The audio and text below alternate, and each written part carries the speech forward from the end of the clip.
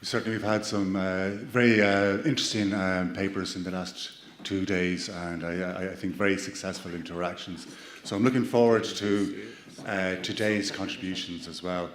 So I'll be chairing this morning's sort of session, and that'll be followed by Cyril Drowski during the afternoon, and the final part by myself then. So we're going to start off with people actually in the audience. So we have contributors physically here rather than online. So we're going to start off with Joanna Batel, and I probably pronounced her surname incorrectly, my apologies, and Conchalo Lopez. Joanna is a researcher of post-medieval and colonial archaeological research group of the thematic research line on environmental history and the sea. Conchalo is a PhD in shipbuilding for 17th and 18th century ships. They're both nautical and underwater archaeologists. And Joanna also has a master's on anchors from late antiquity to the present day. But she's currently working in project management in environmental history. So their presentation is on they recently started studying dugout boats and fishing traps from Samotoma and Principe. So their paper will focus towards this direction. So if I can ask them to come and join us. Thank you.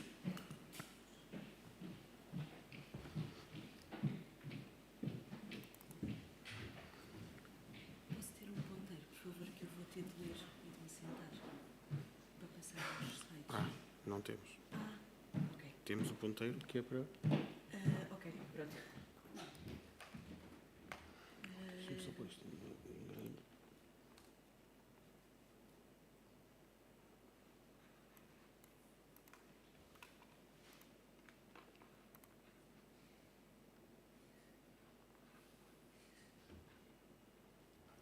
Ok. Vou ter só de criar aqui um espacinho para pôr aqui. Obrigadíssima. Consegue? Está ótimo. E tem aqui a ponteira. Para passar é aqui? Supostamente. Ok. Quer dizer...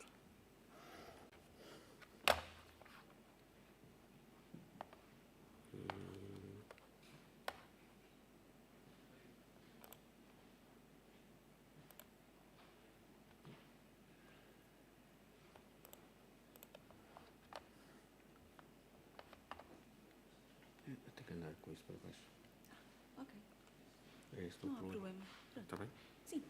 Não há qualquer tipo de problema. Ok, cuidado com o rato. Ótimo. Vamos só partilhar o ecrã. I see. So good morning. I will apologize because I will have to read, otherwise I will lose myself. I can talk quite a bit about São Tomé and Príncipe.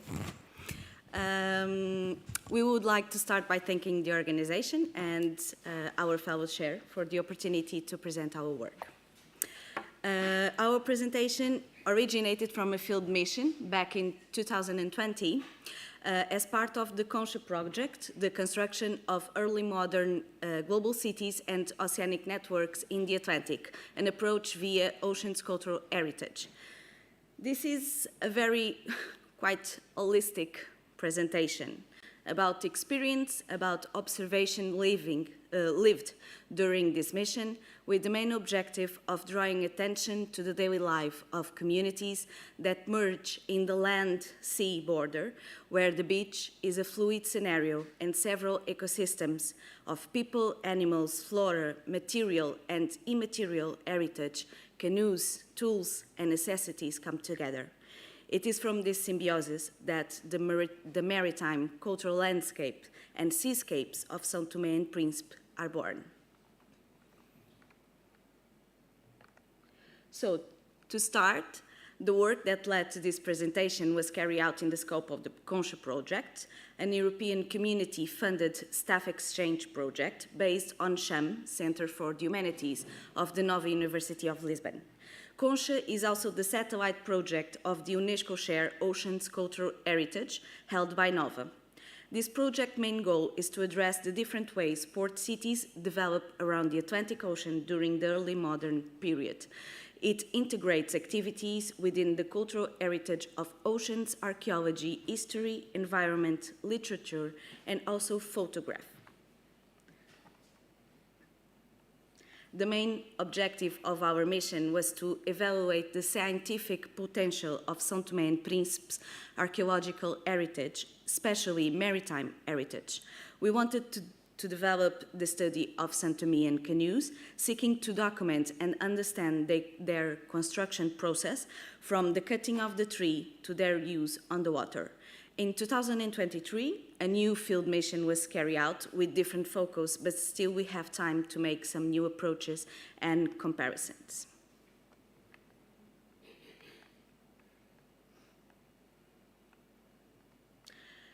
São Tomé and Príncipe is located in the Atlantic Ocean in the Gulf of Guinea, above the equator line, which determines the two distinct climate during the year. Between October and May is the time of heavy rains, violent thunderstorms, and high temperature. And between June and September, we have the so-called gravana, which is characterized by dry weather and almost no precipitation. The island of São Tomé was discovered in December 1470 and Príncipe Island in January 1471. Its settlement began in 1480s in a process very similar to that developed by the Portuguese crown on the island of Madeira, Azores, and Cape Verde. Over the years, the islands were occupied by different agriculture crops: sugar, coffee, and cocoa. The society formed by Portuguese people, foreigners, slaves, and freemen went through various scenarios of social political tension and rebellion. The plantations were sites of constant tension between subjugators and subjugated. A few decades after the widely known Cadbury chocolate case in the early 20th century, an episode occurs, a rebellion, giving rise to the Batpá massacre, a terrible day in the history of this country caused by the Portuguese authorities. It was from this misfortune day that the seeds of São Tomé and Príncipe independence achieved in 1975 were born. After this quick framework, let me present the main actors of the seascapes in São Tomé. Canoes, tools, tradition, and communities are all connected by fishing, the primordial economical activity in the island. The locals assume that almost 90% of the island's population engage in some form of fishing, whether it be continuous, seasonal, or sporadic.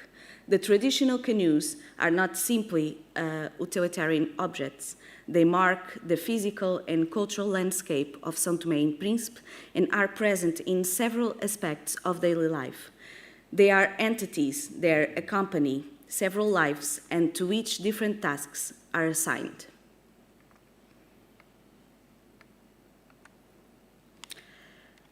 Our work regarding this reality was to record several examples of traditional canoes. The maritime archaeology has found in ethnography the appropriate methodology for approaching contemporary communities, their vessels, and their activities.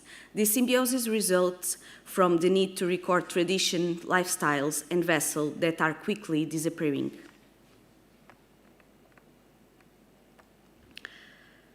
The data collection was done through informal interviews where we talked to the local fishermen and builders, and during this mission we were able to watch the start of a canoe cutting and to record 2 canoes in use.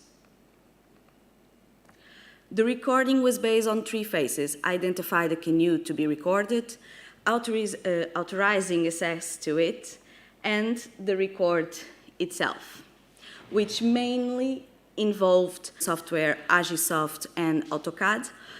Here you can see the 2 canoes recording during this mission.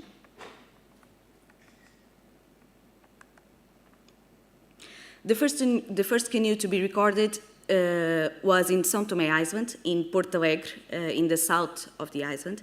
A canoe not yet finished, and where we got the chance to talk to the craftsman who was building it. And the second canoe on Iceland, a canoe with several years of use with patches of different types. Almost anything can be used to repair a canoe: plastic, tires, textile, or wood. The canoe is too big an investment for you to lose out on small faults.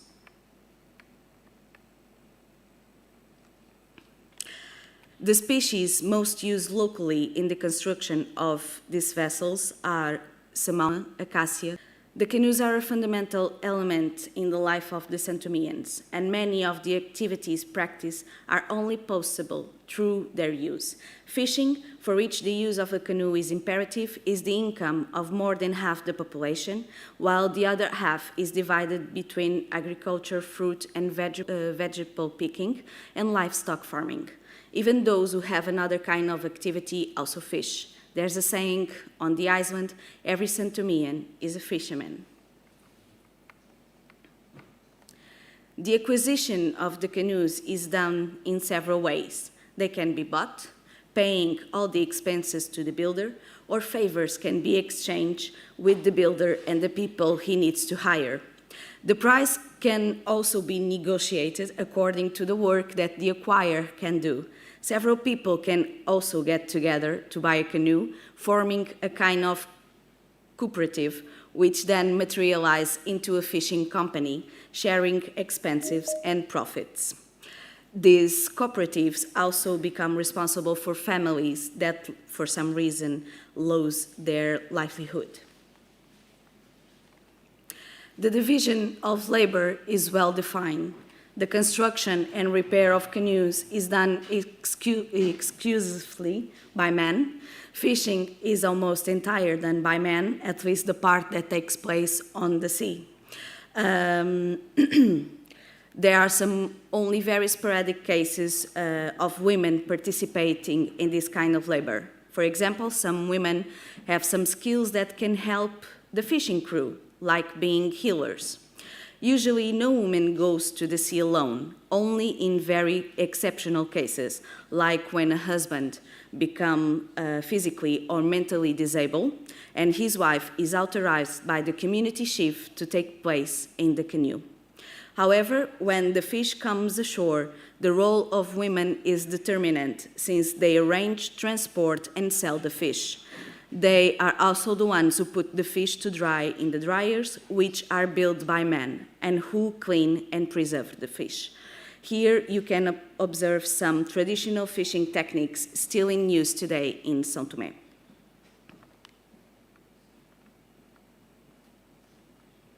Canoes fulfill their many purposes in the service of communities, and several find new use even though they have reached the end of life at sea, either as a bench, a flower bed, a storage place, or simply decorative objects in the garden of resorts.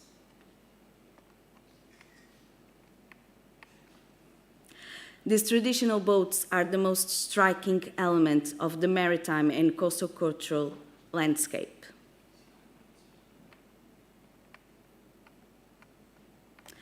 The construction logic of the São Toméan dugout canoes has not changed substantially since the 16th century. Coeval writing and iconography sources of the Gulf of Guinea region indicate so. Of course, there are minor technical changes, such as the use of new tools and mechanized transport. Another change is the number of canoes being built today, far fewer than in the past. This decrease is related to environmental concerns of sustainability of the São Toméan ecosystem by the government and also by the population. For instance, in Príncipe Island, there is a forest management policy where only people with specific profession can cut trees: carpenters, builders, or healers. When they do, for every felled tree, they must plant 4. At the same time, there is a growing difficulty in finding quality raw material in areas close to the village and the shores, since for decades there has been an over-exploitation of forest cover.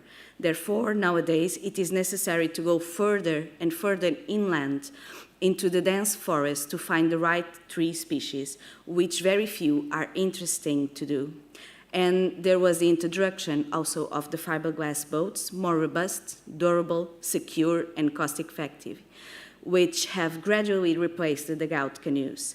Finally, the younger ones seems to have lost interest in learning the techniques for this kind of construction, either because they want a job in another economical area, or because this kind of knowledge is considered obsolete. Of the 3 builders we spoke to, only one is passing out his knowledge. On the other hand, we visit a workshop for the construction of fiberglass boats, and it's very active, and young people are employed. We want to thank all the persons and institutions that make this mission possible. And as a last slide, I just want to reassure you that Santomin canoes are entities, not only tools, not only vessels, but really entities that serve communities for more than one life. And they are disappearing right now, so therefore the importance of this work. Thank you so much.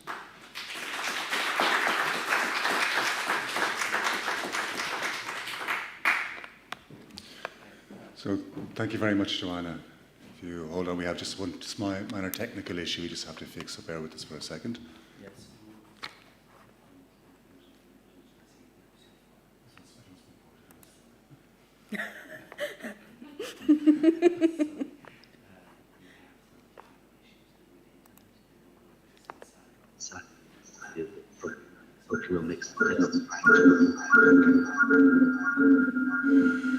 Okay, we've just been informed we are having some technical issues with the internet, and I think that's been exemplified by the speakers reverberating there. So our technical team are assessing what the situation is and hoping to be able to fix it. So I think maybe if we hang on or bear with ourselves for a couple of minutes and before we introduce the next speaker. I think that's okay, Pedro, is it? Okay, great. But perhaps while we are waiting, maybe we might just have a little bit of a discussion point with Joanna and make use of the opportunity. So I just ask, does anyone have any questions or comments of Joanna?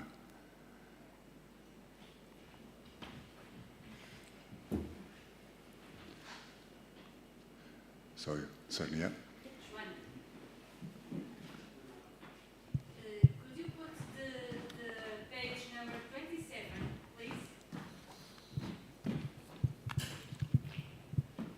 In page 27, you have a picture from 17th century, I believe it.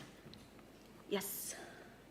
And I just want to know if you know, in the figure with an A, yes, in the canoe, Yeah. it seems to be fire, yes? Do you know what it is? Well, thank you for your question. I can only speculate a little bit because today we did not observe this kind of fishing trap or fishing technique being used. I will assume that something to call out the fish. For instance, if you are burning something with a very strong smell, that will call out the fish to be more closely to the canoe, and then you can also see the nets being pulled out. So I will assume it's that. Today we do not observe that, the burning, but the using of some kind of some kind of element being used with a very strong smell to call out the fish, yes, that is still in use. Okay, because my question is about in a previous communication in Ireland, they registered in the canoes some ashes, I believe it. No? Yes.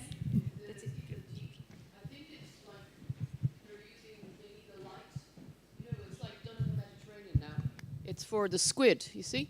The guys, D, they have these, I look at these kind of things all the time, illustrations. So they have like a fire torch in their hands. They've got a cage and a fire torch above the boat in the D. Can you see it on the screen? And they have the squid. Now they use these gassy plastic things. The Mediterranean is full of these awful lights, and they come onto the coast of Ireland as well to attract squid and other fish. Yes, exactly, like now. So I think that's the old way. They would have had to keep a source of fire on the boat to keep lighting. Sorry, to keep lighting their little torches. You can see them there. So. We also have evidence of some fire on the dugout boats, but some of them possibly with the flat stones were used as a hearth, if you like. I think Carl might have mentioned this in relation to his boats as a possibility. But we also have on the River Boyne dugout boats, which are just a regional variation unique to that river. We have these fishing boats, as I mentioned, with the main body of the boat was used to hold water and not people and not fishing gear, and was long line fishing. And we have these holes that are set, just 2 centimetre diameter holes that are set at 45 degrees at one end of some of these boats, not all of them. So speculation, it's purely speculation, is that this held a rod, if you like, that perhaps some night light was suspended. So it was for night fishing to encourage the fish to come up the water column, if you like, and be attracted by the light and indeed the food. It's absolutely fantastic work, absolutely amazing. It's amazing that we can get into the 21st century and still find communities that we can study, and then we can use maybe as archaeologists to speculate how things were done. It's a marvelous opportunity still. It gives us a window into, I think, how ancient man might have coped. It's obviously a very self-sufficient island. They provide everything for themselves.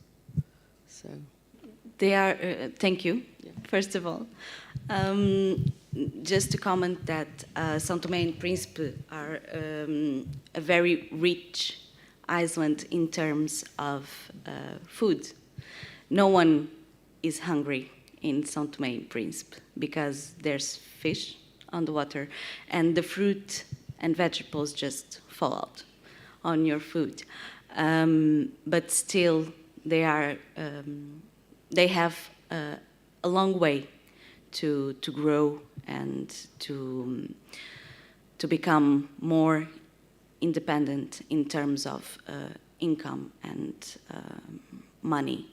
But the communities have a very proper way and defined way to survive and to work together.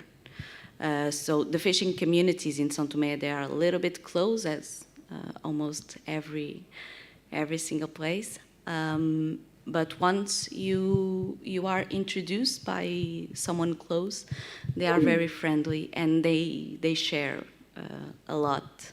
And it's very interesting because the ideas that we have previously, that we had, some thoughts that you think that were just in the past, they are still in use. They are still living out of it, and it works. So it's very interesting to see, to experience them. The light technique, of course, the candle technique is one of the most fishing techniques still in use in São Tomé. By night, wherever you are on the island, in the coast, you can see so many little lights on the ocean by night. It's very beautiful.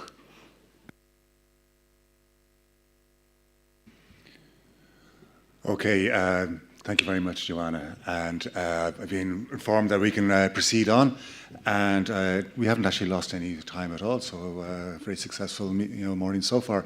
So I'd like to introduce our next speaker, Bob Holtzman.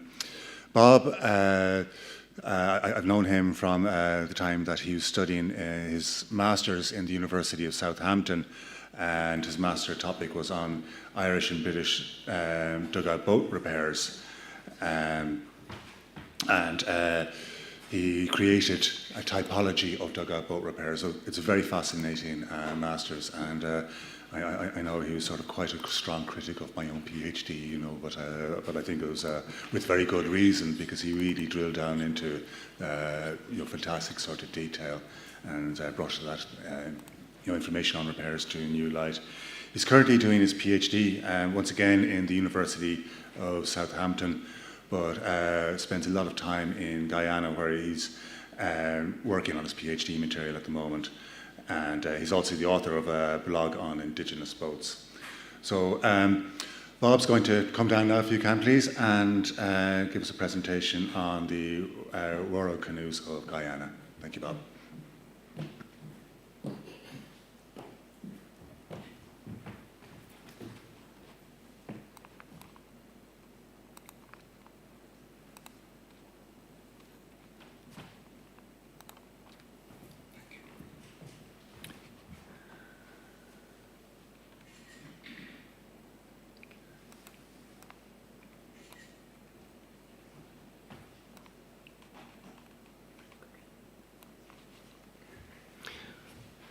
Okay, thank you very much, Niall.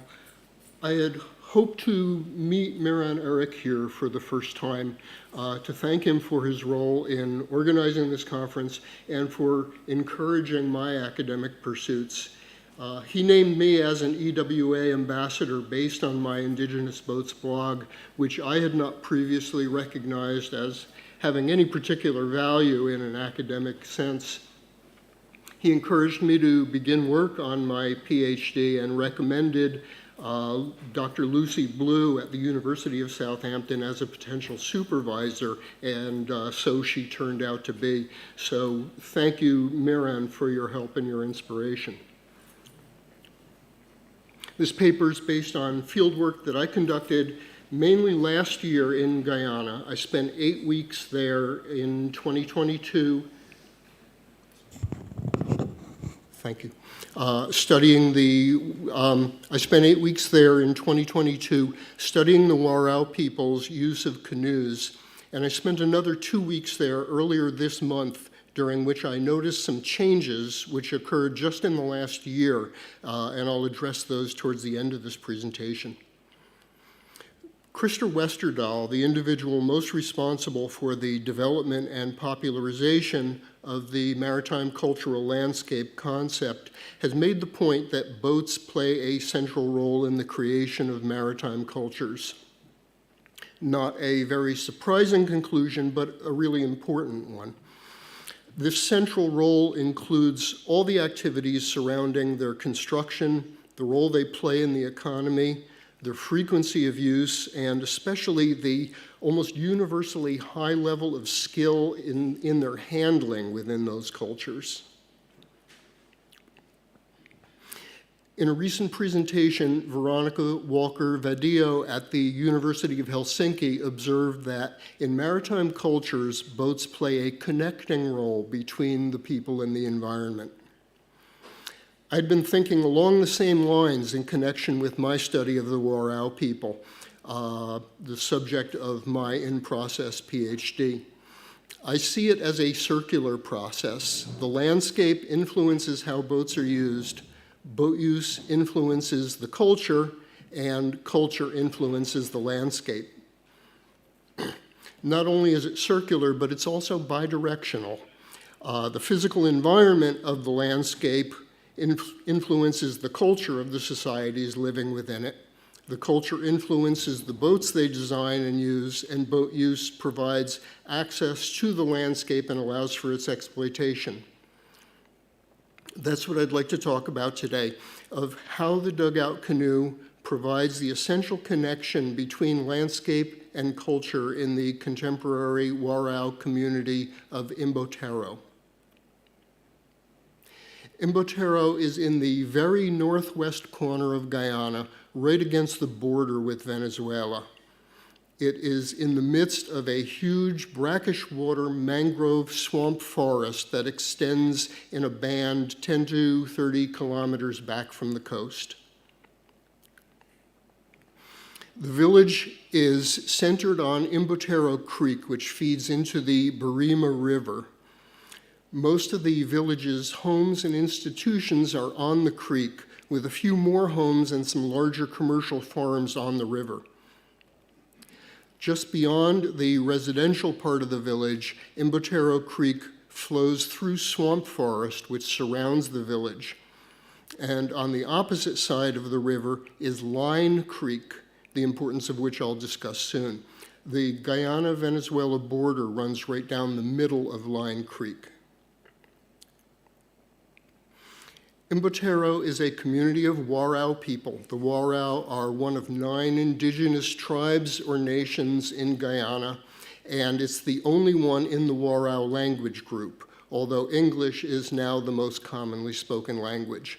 In addition to Northwest Guyana, Warao people also live in the adjacent Orinoco Delta in Venezuela.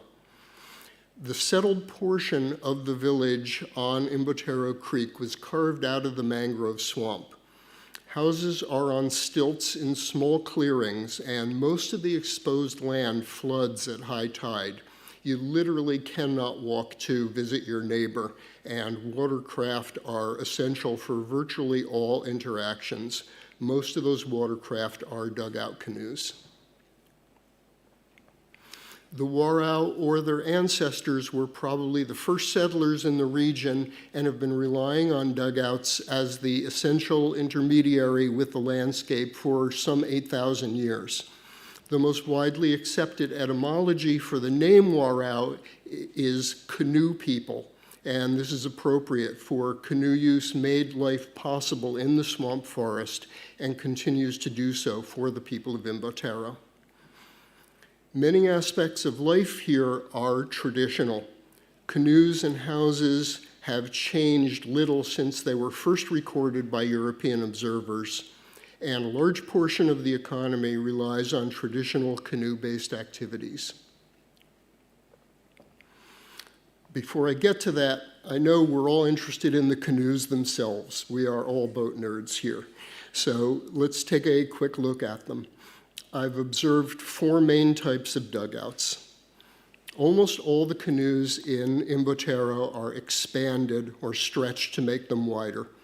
The first of the common types shown here is expanded, double-ended or pointed fore and aft, and with both ends spoon-shaped in profile view with symmetrical water lines and sections.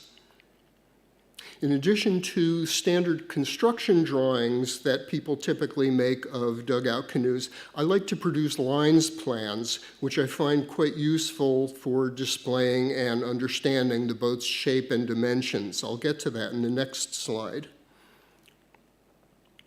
The second type of boat that's common in use there has what's called a stem bow and tuck stern.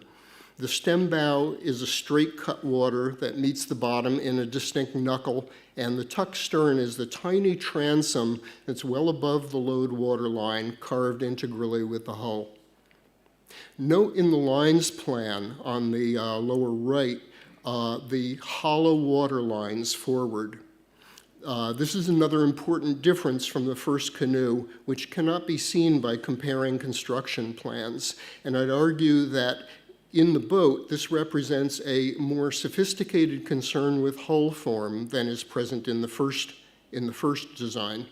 Additionally, for a given length overall, The stem bow tuck stern design means a longer waterline length at the load waterline, which in theory should yield a higher hull speed, although I'm not clear that it really comes into play given the speed with which the boats are paddled, and I'm not clear that it's really the builder's objective. The third type is both expanded and extended with watch strakes above the dugout base to increase freeboard and beam. The dugout base is very similar to the basic expanded dugout of the first type, and sometimes a standard basic dugout, expanded double-ended dugout, will later be modified with the addition of wash strakes.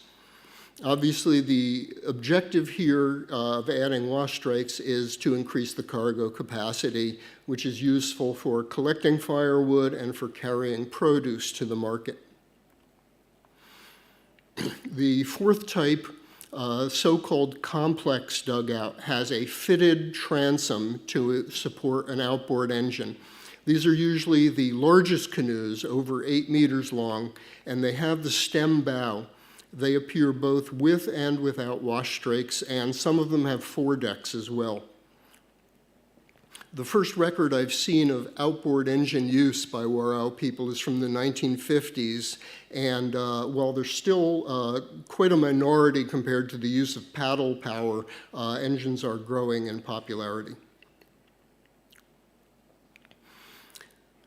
On the lower settled part of Imbotero Creek, canoes are ubiquitous. They're tied up in front of every home and every movement within the villages by canoe. There is no dry land for social gatherings. There's no cafes, there's no shopping centers, there's no parks, and the creek serves as the village common. Everyone greets everyone else as their canoes pass each other up and down the creek. Everyone watches from their houses to see who's coming and going up or down, and everyone has a pretty good idea of whether you're at home or on your farm, using your own or someone else's canoe, and where you're going. Social institutions on the creek consist of a primary school and 2 evangelical churches, and of course canoes are the primary means of access, connecting the people with the built landscape and its formal social structures.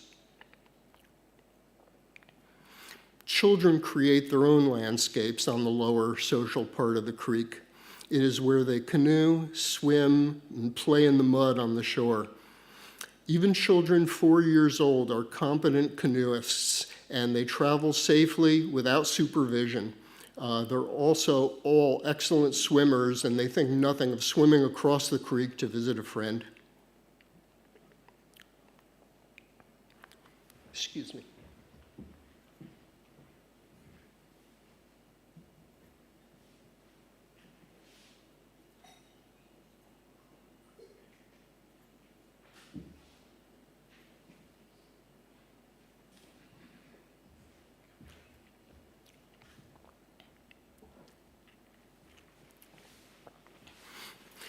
Most economic activity occurs outside the settled part of the village in the swamp forest above the lower creek and on Line Creek across the river. 2 categories of economic activities are common. There's resource exploitation and there's farming. The forest is subject to daily, tidal, and seasonal inundation, so access by foot is impossible, and the streams that flow through it are narrow and shallow. Canoes are the only possible mode of travel, making them key to the village's economy. Fishing is one of the most common resource activities in the forest, done mainly for subsistence. Several methods are used: hand lines, rods with fixed lines, seine nets, and trot lines. Each method requires a canoe, and each one exploits a slightly different microenvironment of the forest. People will concentrate fishing midstream or right against the mangrove shoreline or in tiny pools that are above the limit of canoe navigation and have to be accessed on foot. To fish the swamp forest is to be intimately familiar with its geography, its resources, and how to exploit them. how to move through it, and how to avoid its hazards. One method of fishing that I hadn't mentioned is called chopping, and it's done at night. You use a headlamp to light up the fish who are lurking among the roots of the mangroves, and then you sneak up on them with your canoe and hit them with a machete. This nighttime resource exploitation represents another aspect of landscape knowledge and use. Another important economic activity in the forest is crab catching. Crabs are consumed locally, but more important, they are sold in the nearest market village, and they represent a significant source of cash income for the collectors. Again, a canoe is the essential means of access, but the activity occurs on muddy land that's exposed at low tide, and it puts the catcher in really intimate physical connection to the environment. Hearts of palm, which are called cabbages, are collected strictly for income. They're sold to a French company that cans them and exports them to Europe. Hearts of palm come from the manacle palm, which does not grow in heavily brackish water, so it can only be obtained in the furthest reaches of the swamp forest where the water is fresher. Because of extensive exploitation, collectors have to push ever further into the forest, cutting new paths for their canoes through the mangroves and proceeding on foot through the swamp to find unexploited stands. Another palm that prefers fresher water is the truly palm, which is used for roofing thatch. And again, the collectors have to push ever further into the forest to find economically useful stands of it. Cooking in the village is done at home in steel pans on wood fires, and every family visits the forest regularly to collect firewood. A good fallen tree or a large limb is often noticed for future use during other excursions, say for fishing or crabbing, and the ability to return to that spot in the forest and collect it later requires a detailed memory of the forest geography. Lack of drinking water is a chronic problem in Imbotero, and it becomes acute during the dry season. People take their canoes across the river and up Line Creek to collect fresh water. Line Creek is tidal, and water can only be collected at low tide when the creek is flowing fresh. There are no tide charts, but people have internalized knowledge of the landscape's temporal patterns so that water gathering trips are effective and efficient.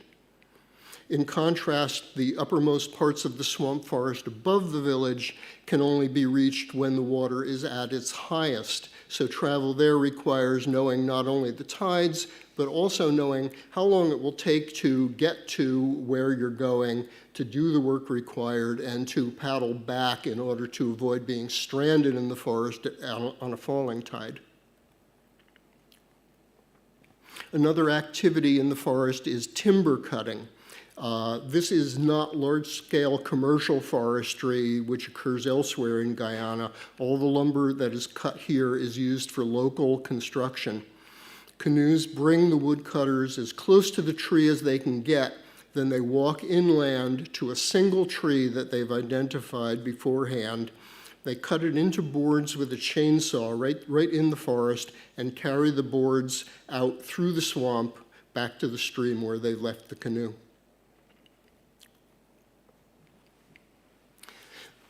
The other main type of economic activity in the swamp forest is farming. Cassava, a root vegetable, is the most important source of calories in the diet, and it's grown on almost every farm. But most farms grow a dozen or more additional types of fruits and vegetables on plots that are usually only 1 or 2 hectares large. Farmland is cleared within the forest, but because the forest floods with salt water, the fields have to be created on polders, areas that are surrounded by dikes and drained by ditches. All the work is done by hand with axes and shovels, and it represents a huge amount of labor to create a temporary modification of the physical landscape. After the polder is built, it takes 1 or 2 months for rainfall to desalinate the land before it can be planted. The farms are a distinctly different component of the forest landscape. In the uncleared forest, sight lines are limited to a few meters. Walking through the deep, soft mud and around tangled vegetation is always difficult, and it's never possible in a straight line. Dense foliage overhead creates a nice, comfortable shade, but it blocks out all but occasional glimpses of the sky. You are constantly aware of your surroundings for exploitable resources and for hazards. In contrast, sight lines on a farm are unobstructed for 100 meters or more. The fields are solid enough to be walkable, and you can walk more or less dry shod around the farm's perimeter along the top of the dikes. You have an open view of the sky, and you are exposed to the brutally bright sunlight. The farmer's attention is concentrated on his or her crops, on the polders, and the work. The farms then represent a human modification of the landscape, and in turn, they influence human behavior. Dry land is created from swampland. Indigenous plant species are displaced, and domesticated species are introduced. Resources that might be exploited in the forest are absent from the man-made landscape, which is the result of an informed decision to preference one type of economic activity over another. Just a quick word on changes to traditional canoe use that I noticed when I was there earlier this month, only a year from the previous visit. The use of engines seems to have increased substantially in the past year. This includes engines on large dugout canoes and an increase in the presence of local speedboats that are known as balahus. Engines enable people to engage more fully in the region's market economy. They can bring larger agricultural surpluses to the local market village. They can fish and collect crabs and cabbages further from the village where they might be less heavily exploited to generate larger fishing and gathering surpluses for sale. Very few people paddle now more than about 45 minutes to any destination. For trips longer than that, engines are preferred, and people who do not own an engine will often wait until they can hitch a ride with someone or until they can afford to pay for the ride. Another major change in Imbotero since last year is the construction of a cricket pitch on a large new polder near the center of the village.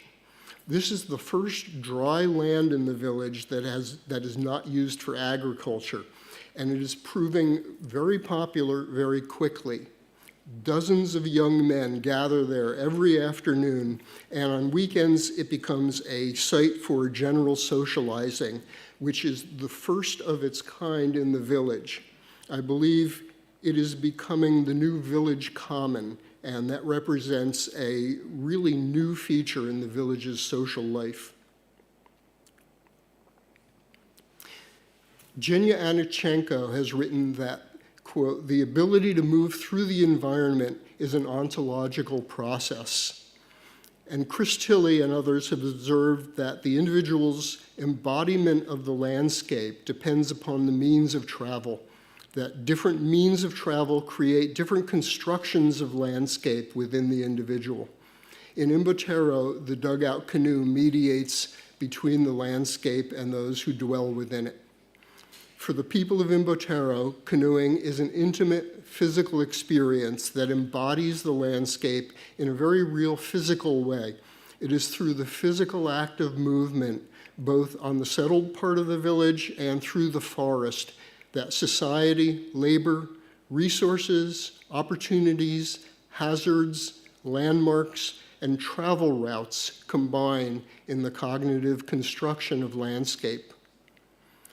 Changes to traditional means of travel, such as increased use of engines and different objectives of travel, such as market-oriented collecting and fishing, imply a change in the relationship between the people and the landscape. The sudden appearance and popularity of the cricket pitch is another example. Canoe culture in Imbatero appears to be changing rapidly, and this argues strongly for the value of this kind of rescue ethnography to capture small boat cultures in the present before the heritage is lost or changed so that traditional patterns are no longer recognizable. Thank you very much, and I look forward to furthering the discussion in the panel later.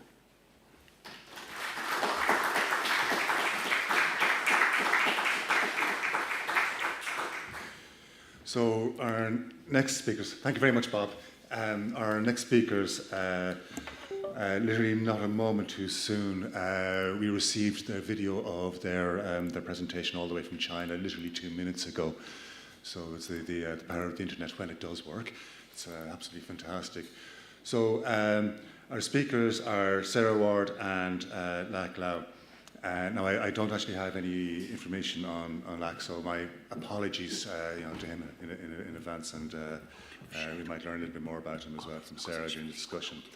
But Sarah Ward is involved. She's a maritime and underwater cultural heritage professor at the Dalian Maritime University of China.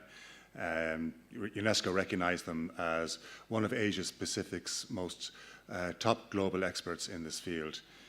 Sarah is also a consultant foreign expert to China's national archaeological process. She's co-director of Cambodia Underwater Cultural Heritage Cooperation Program and a former MIT Ocean Discovery Fellow. So perhaps if we can start the presentation, and we'll enjoy seeing Sarah during the discussion time.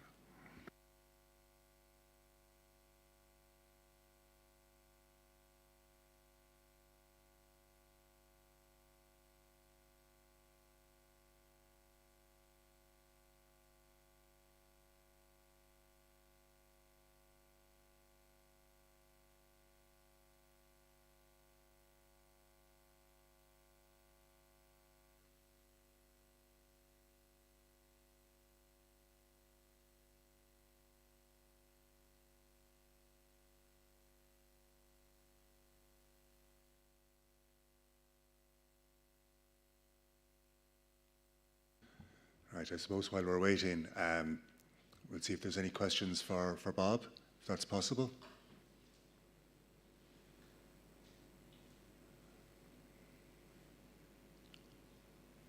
Oh, we have something here, okay.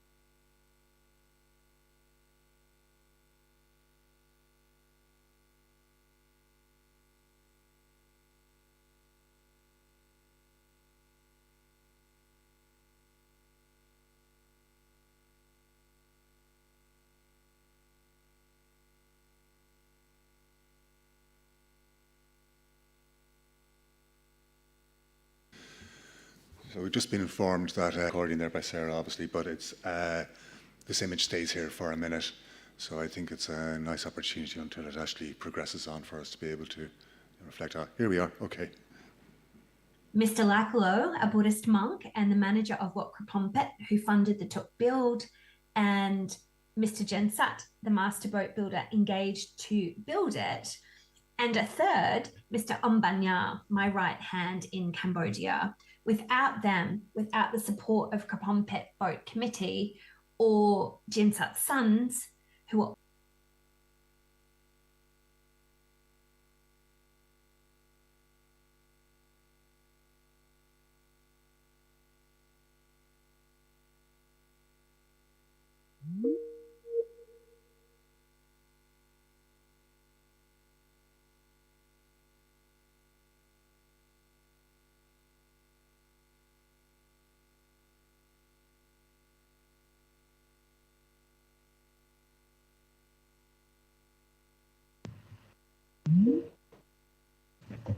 I will share preliminary results of my recording of the previously undocumented construction of the Tuk Kamai, a 28-meter flush or carvel planked Kamai racing boat. Her name, Krapompet Senjay Barame Balangpet. From now on, I will call her Balangpet. So my objectives today are therefore just to give you a brief background on the wider cooperation within which this recording took place, to briefly introduce you to Tuk Kamai, a style of boat which is of national, historical, technical, artistic, social and spiritual significance, and for people like me, has huge research potential, not only as a contemporary object that embodies Kamai maritimity, but as an analogy of the early Tuks of the past. I will briefly touch on the ethnographic observation techniques I used to understand this modernized traditional boat building craft, then outline the boat building process from the forest to the finished boat that you saw on the previous slide. I'll then posit some conclusions and point to some next steps. But I'm also very interested in your thoughts and feedback, partly because this is my first foray into traditional boats in more than 20 years, and partly because I haven't been able to see your presentations as the live feed has been down. So let's go. The background is an international cooperation. Dalian Maritime University and the Ministry of Culture and Fine Arts in the Royal Kingdom of Cambodia have a 5-year cooperation agreement in which we will build underwater archaeology and underwater cultural heritage management in Cambodia. We are focused on capacity building, locating, investigating and documenting 3 shipwreck sites, the South Coast, and as with most projects, developing preservation and management strategies, and of course to promote the sites. Now, to better understand kind of the context within which our cooperation was taking place, I wanted to know more about Kamai notions of maritimity. How did the Kamai view themselves and their relationships with the rivers, inland lakes, the great swell of the Mekong in the wet season, and dare I ask, the sea? So with this in the back of my mind, when a chance meeting led to an invitation to document the building of the traditional Khmer canoe that we're talking about today, I jumped at it. So where is Cambodia? For those of you that have never visited Southeast Asia, you should know that it is about a 12, sometimes 14-hour flight from our reference point today, Vila do Conde in Portugal. The country is sandwiched between Thailand to the west, Vietnam to the east, Laos to the north, and the Gulf of Siam to the south. It's a small nation of approximately 7 million people, and most sadly notorious for the democidal and genocidal Khmer Rouge regime led by Pol Pot in the 1970s. and which was devastatingly responsible for the death of a quarter of the population, and it sadly decimated the country. Phnom Penh, the capital, is located on the mighty Mekong River. The red pin identifies Wat Krapong Pit, which is the Buddhist temple located on Godaik. Godaik in English is Silk Island. It's this island you see here in the middle of the mighty Mekong, adjacent to and a little bit north of the modern capital. The Tuk Khmer, the Cambodian boats, are remarkably absent from the contemporary literature.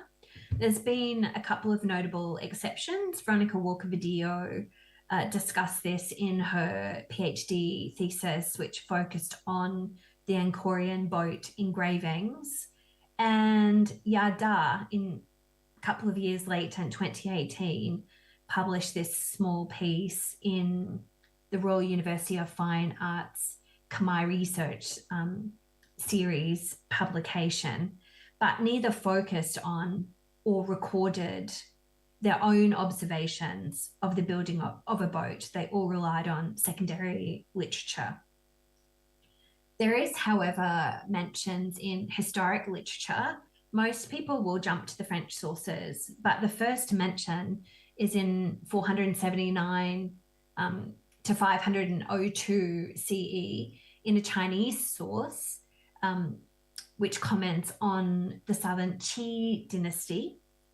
And Paul Pelliot actually remarked on this, and George Grossler picked up on Pelliot's remarks. And I've gone back to the original source, and it talks about the boats being 8 to 9 chungs. I'm still trying to identify the length of a chung, and that when you consider the translations, the width equates to about 6 or kind of 7 feet. But this is not the only historic source.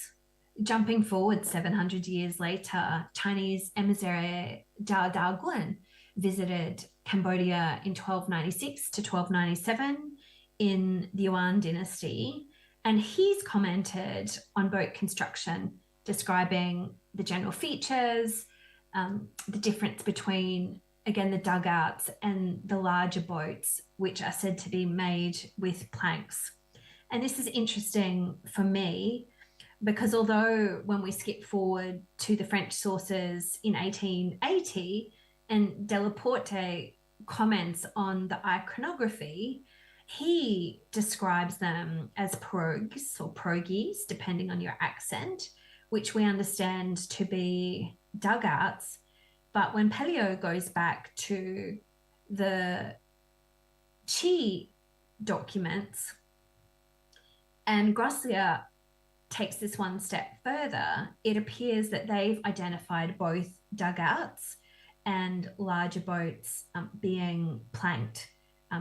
So this, again, is really interesting for us because it suggests that this planked boat that we're looking at isn't a modern adaptation to resource restrictions. It's actually something that exists in the history and has done for at least 1500 to 1700 years. So Balang Pet, our boat here on the left of the screen, is not an experimental archaeology project. I feel like I need to say that up front. It was a community build organised and funded by Laklo, Wat Krapong Pet, and the community. I, as the archaeologist, was late to the party.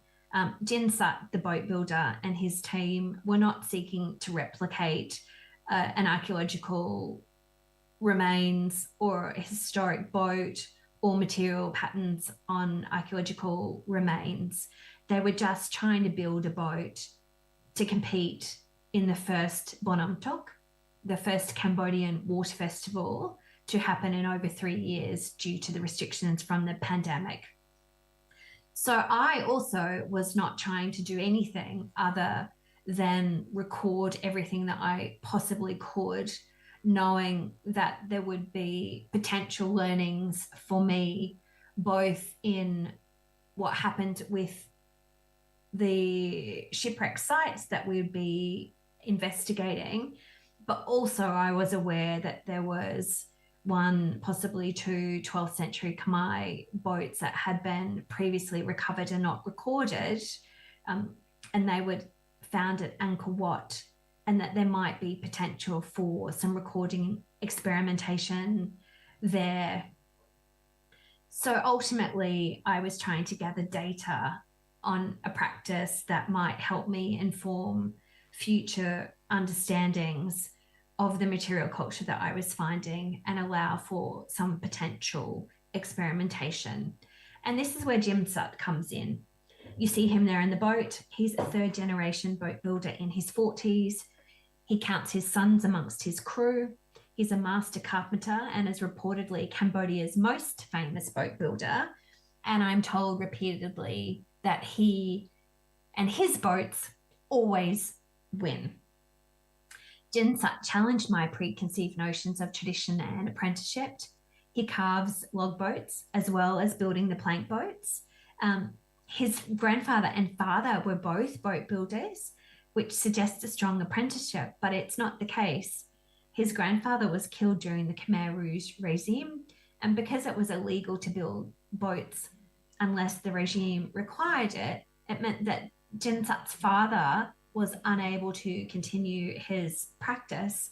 And once the regime had fallen, he had to reteach himself using modern materials. And he taught young Jin as he went. So although Jin Sut apprenticed, you could say, under his father for a short time, his father passed when he was quite young, and his father's crew, including two of Jin Sut's uncles, didn't think that Jin Sut was capable of leading them due to his young age and inexperience. So it seems families are challenging everywhere in the world because they abandoned the business, abandoned him, and went to work elsewhere. So he had to start from scratch, find his own crew, and what he learned mainly through observation and repeated attempts at replication. So he talked me through the process as he went, but actually I didn't rely solely on that. For 3 months, I photographed, videoed, measured, and recorded his actions, interviewed him, both myself and with a selection of translators. And it was interesting, some of the things that I felt the most interesting about the boat left him scratching his head, because he felt that they were so mundane. And he couldn't work out why. But back to the build. The first step, of course, is to find one's trees, or in our cases, trees. The trees for Balang Pit came from the forest behind Rock Krom Pit, and this was because the timber was readily available. Because you can't simply fell a tree, you need to have permission to do it, either from the owner, in this case, Wat Krom Pit, from the local community, or if you're working in a forested area, from the Forestry Commission. And one of the little known impacts of the Khmer Rouge was that the tree stock, particularly that within the grounds of temples, were decimated often when the temples were ransacked and the monks were killed. So you can see here a lot of this is relatively new growth forest, and that's simply because the trees don't exist. So at first I understood and was told that the reason for the planked boat is so that we could use the smaller trees available in the Wat. So it saved the cost of having to obtain a tree from the Forestry Commission, and it could be built kind of as a community project with community involvement in the Wat. So this was why we were having planks. It was a resource constraint. But actually, as I've just mentioned, the historic literature suggests that there was a tradition of planked boats and that they were longer than the dugouts. And this is something that we're going to dig into later. And we used 4 trees, one for the stem, one for the stern, one for the planks, and one for the frames. So once the trees are selected, as you can see here, they're marked in red paint. There's 2 reasons for this. The first is an eviction notice to the spirits who reside in the trees. You know, the Khmer have a strong connection with nature, and both Buddhist and animistic beliefs. So the trees are identified a few weeks in advance. They're marked to notify the spirits that they must leave. And more practically, the junior fellow, who you can see here, knows which trees to clear the brush around. The tree is the cocky tree. It's common throughout South and Southeast Asia. It grows kind of bowl straight to about 45 meters, branchless to 25 meters, which is perfect for a boat, and has a diameter of 4.5 meters or more. They're very auspicious trees in kind of Khmer culture. So it's very important then that there is a ritual around the felling of a tree and the building of a boat, because boats are also considered to be living creatures like trees. And the boats, while in the forest, particularly with the dugouts, are considered wild boats, and they're tamed when they're brought out of the forest. But for us, because it's planked, the planks are taken out and the boat is built outside the forest. But an auspicious date for the felling is chosen by a priest or lay specialist, in this case in consultation with the boat builder and the monk. And this is normally done in the dry season, when life and the trees are in retreat in the wet season. So it's inauspicious to cut in the wet season. However, time was not on our side, and this was felled in September on a very auspicious day of the 2nd, a little bit earlier than would normally happen, but the pragmatic choice needed to be made. So at 7 o'clock in the morning on the 2nd of September, we entered the forest. The priest was the first to arrive. You can see him here crouching in white. He brought offering plates, a selection of offerings. All those who attended, myself included, brought offerings, and the mood was muted as sounds are taboo.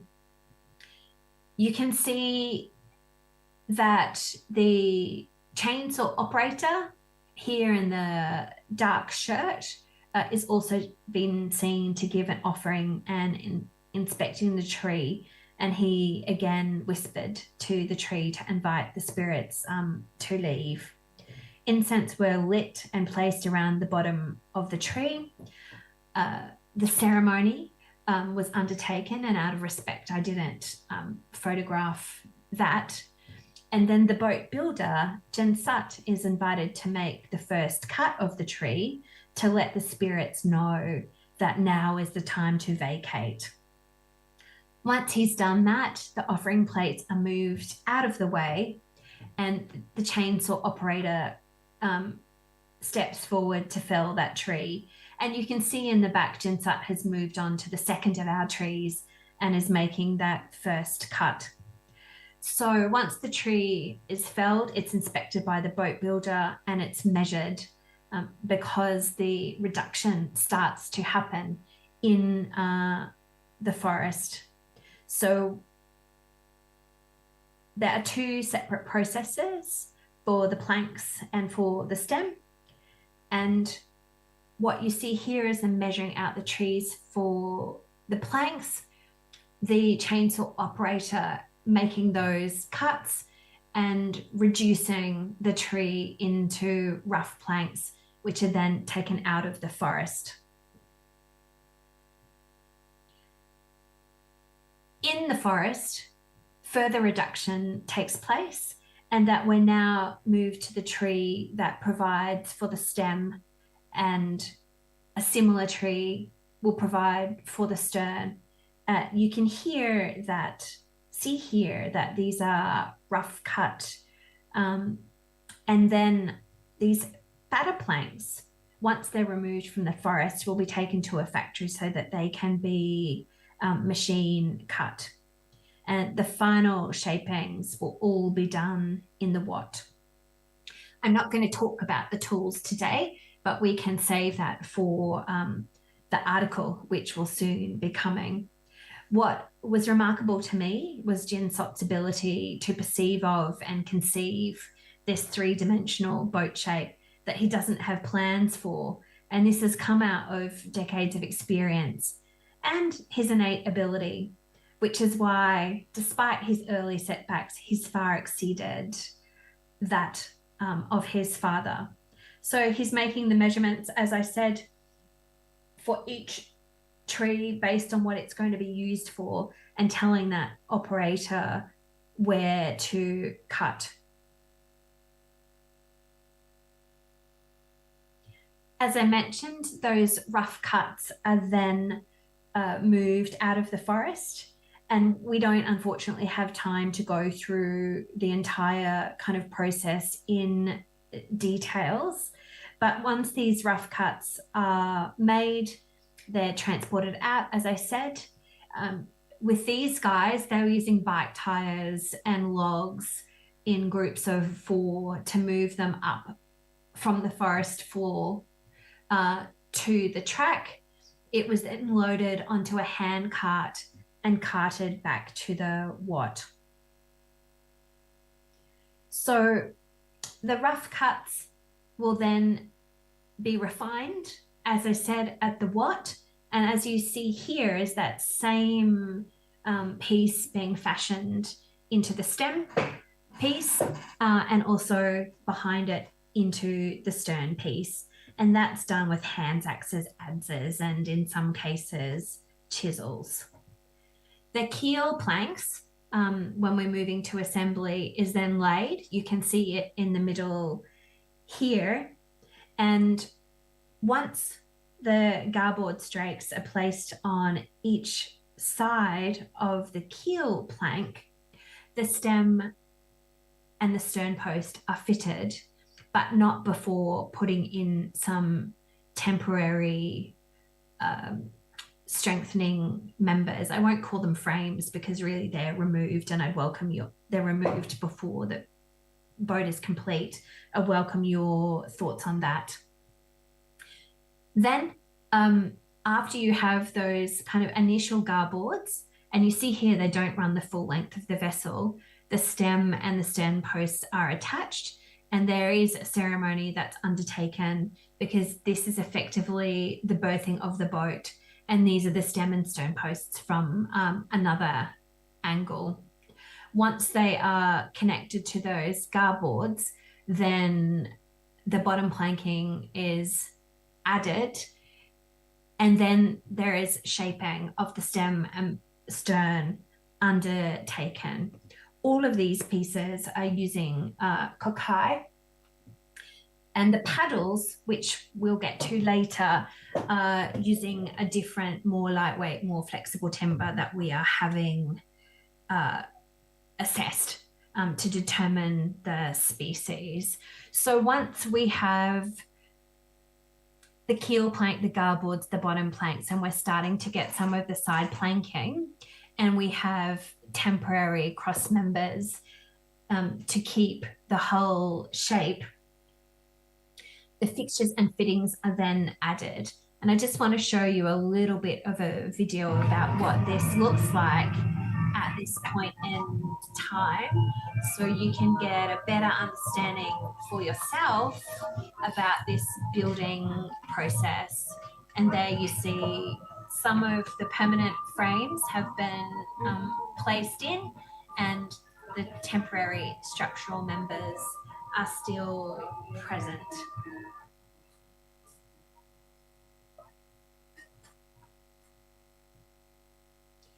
The frames are called Kong, and what you're witnessing here is the metal rod being used to get the shape. Then the shape is being identified or drawn onto the fatter planks, which I mentioned, which are then sent off to be fashioned, rough cut in the factory. They're being returned here on the back of the motorcycle, and this is Jin Sut cutting them down to shape before inserting them into the vessel. As they move along the vessel, it's necessary to use these levers, which effectively is a chain and log assemblage, to squeeze the hull together so that they're getting the tightest fit possible with those Kong or frames. Then once all the frames are in place, these stringers are added. I think many of you might grumble at my use of that term, because what you're witnessing in this boat is that it's not one consistent kind of stringer, but actually this is maybe a shelf to support the stringer, and the gaps are where the oarlocks, if you like, although it's not a traditional oarlock, will sit, and the stringer will go on front of that. Once this is done, and I am giving you a very high level overview, the finishing touches are done. The garboard strakes, if you like, are planed. The boat is then turned upside down using a pulley mechanism, left for a few days to dry, and then colt. And you can see from my involvement that caulking is a team effort. Reaming irons were used to open the gaps. We were inserting polypropylene rope. They said they prefer to use the natural material, but it was unavailable and it's not as quick and easy to work with, and they were trying to get this done in time for the Bonham Tok. That's pushed in with a horsing iron, and over that goes this mix of tree fiber caulking, you know, and this chanam is often used in Southeast Asia, but this isn't chanam, it's not a lime mix. You have two different mixes. One's like a fibrous putty from the tree. The other, which you can see in the second photo at the top, is a dried tree resin. So the fiber putty and the dried tree resin powder are put together with kerosene, kneaded like a dough. And when you have this wet mix, it is then fed in between the ships or the boat's planks. This is what the vessel looks like once the caulking has been complete. And on the right, you can see that then they're using an aluminium foil to cover up those caulking joints. This is to give it extra strength and stability. And I'm told that it means they don't need to replace the caulking as often as they would normally do. While the boat is upside down and after that caulking has dried, it's spray painted. It's using an oil paint here, like a house paint. The base coat is set down, in this case, straight blue. A template is cut for the initial decoration that is spray painted on. And then the finishing touches are done by Jinsat by hand. So once this is all completed, we then add in some of the flourishes, what I was calling oarlocks, but they're not oarlocks. We're trying to identify or translate the Khmer term for this. You can see those sticking up.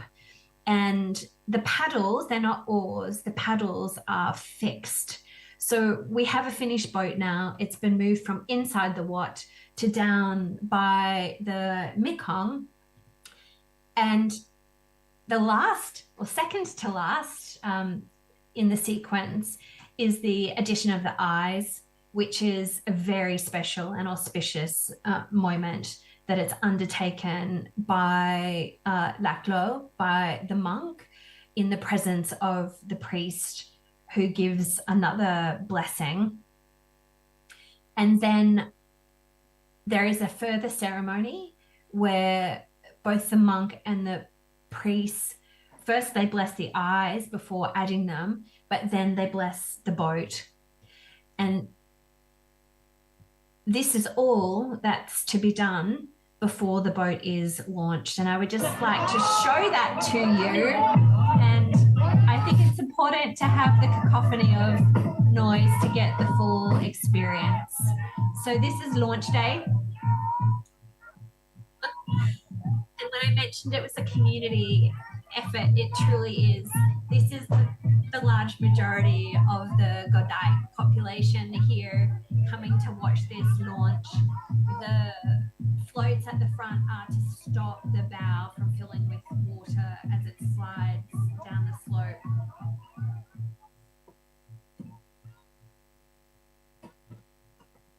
Fireworks and crackers are set off. And I neglected to mention that it's a 46-man crew, 48 total, with a baler and what we would call cox. So the entire crew is out today to try and get this boat into the water.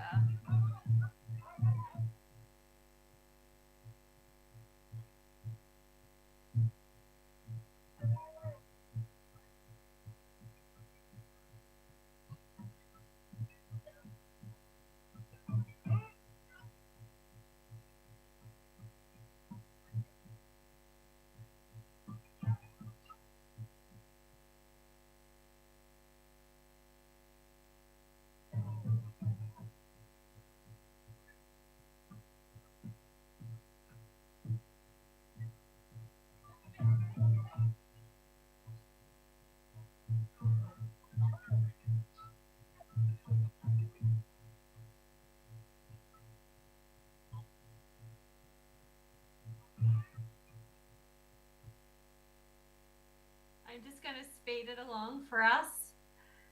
And hopefully in a moment you will see the magic happen.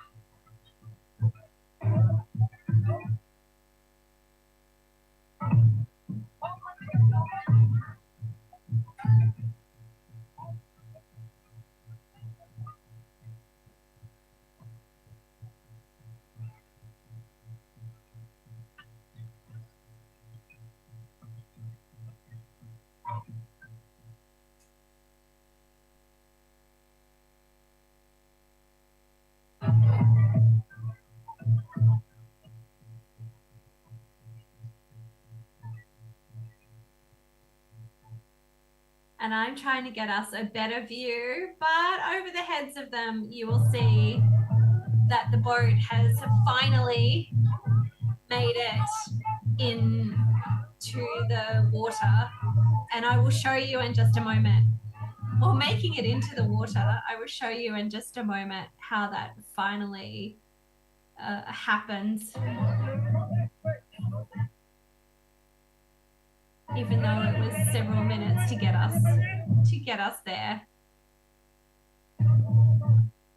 Okay, I'm going to leave that hanging. And what I would like to do is take you to the end of this process, which is once the boat is in the water, you can see here that incredible vessel being, I'm not going to say paddled, because there is an interesting debate, I think, that has started to take place and will certainly heat up about this isn't rowing, this isn't paddling. I will put it out there that it is sweeping, but I am welcome to your thoughts and comments. So thank you everybody for taking the time to listen to my presentation today. I wish I was there with you, but sadly it cannot be. Thank you so much.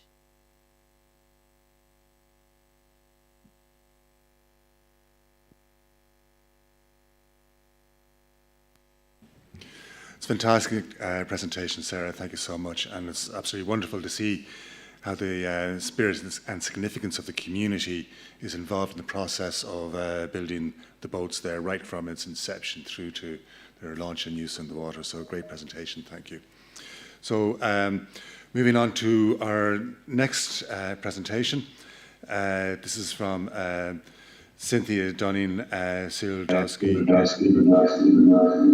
Barbara Faith, and Ludwig Marquis. Cynthia has been an absolute stalwart, I believe, in the cultural heritage of Switzerland, and she heads the organisation called Archaeoconcept, which do amazing sort of outreach sort of projects, and even me just sort of giving it that terminology just doesn't do it justice. And she's teamed up also with Barbara and Ludwig in the work that they actually do there, and they have that involvement in the lake dwellings. And I have Cyril Dowski here now from Austria, so he'll be giving the presentation on behalf of all of them. And he's the general manager of the curatorship of pile dwellings in Austria, and is representative of the International Coordination Group of the UNESCO World Heritage of Prehistoric Pile Dwellings around the Alps. So they'll be talking about the work on the dugout boats and the races. Thank you, Sarah.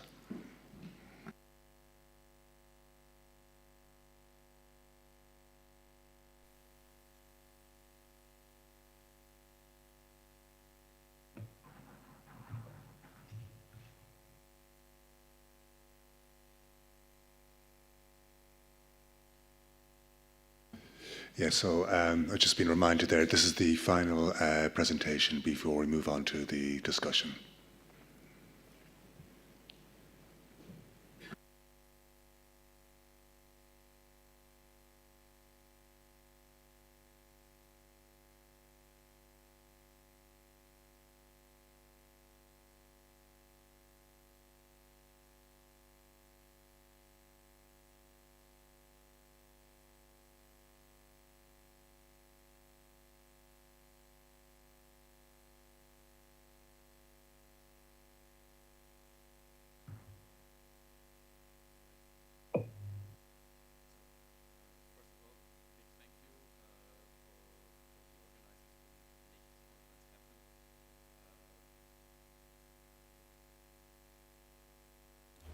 Is it on? Yeah, now it's better. Okay. A big thank you to the organizers to make this conference happen, especially to Pedro and Niall for stepping in and have this organization in a very, very, last minute way, also for combating the technology. And you already mentioned Cynthia, who you already, or everybody of you should know, because she sent out a lot of emails in the preparation of the conference. So I have the pleasure and honor to speak also on her behalf, because she was not able to come to the conference. And she, together with Ludwig Marquis, she is one of the masterminds behind this project of international logboat regattas, which became from a project to a program, like a long-lasting event meanwhile. And I'm also presenting on behalf of Barbara Fath. She's our General Secretary in the International Coordination Group of the Pile Dwelling World Heritage, and she's very much involved in the organization of the regattas themselves. So the presentation is more or less divided in three parts. The first one is about the actual boat building. So we're coming back to the mainland of Europe, to Switzerland, where this kind of replica, this one-to-one model of a prehistoric boat was built. The second part is a quick kind of update about the state of conservation, or how the boat developed through the last years. And the last one is about the events that we designed around this type of prehistoric logboat reconstructions in the last years. So everything started with an exhibition in Switzerland at Bienne. There was an exhibition about prehistoric boats, about log boats and prehistoric navigation in the Nouveau Musée de Bienne, the new museum of Biel, which also stores a collection of prehistoric finds from lake villages in Switzerland. And part of this exhibition was the construction of this log boat. Actually, this was the main exhibit. And so it started with the transport of this huge piece of a silver poplar in 2014. I have to say, the guys who built the boat, they are not archaeologists. Markus Bingeli was the main master boat builder. He's a professor at a high school for pedagogics, for educational sciences, but he's also an expert in archaeotechniques, so he specialized in all kinds of prehistoric techniques, and so I think he was the right guy to build this boat, together with colleagues. I don't recall right now. Oh, well, I have it in my notes. There's also the colleague Gianluca Bernasconi. And what is also remarkable, also speaking in terms of involving the community, they had a lot of volunteers participating in this boat building process. It's also important to underline that the whole process happened outside of the museum, in public space, in front of the museum, and this allowed the, daily pass-byers, the people in the surrounding, the people living there, but also the visitors, of course, of the museum and the exhibition, to follow the whole process and to even participate in the construction of the dugout. The original dugout is still in the exhibition. You can still see it. It's a Bronze Age, late Bronze Age, around 1300 BC dugout from the Lake Biel, found in the vicinity of the island of Saint-Pierre. And I think it was found in the first beginning of 20th century, 1911. And it's in a not so good state of conservation, but they used that as the original model. It's a little bit more than 8 meters, 80 centimeters of width and 40 centimeters of height.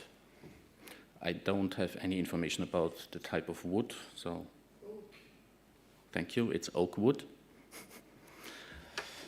All right, having said that, maybe it's also important to know that I'm giving the presentation on behalf of my colleagues. I'm not a boat builder, I'm not even a super expert in dugouts. I'm more involved in site management in Austria and pile dwelling research.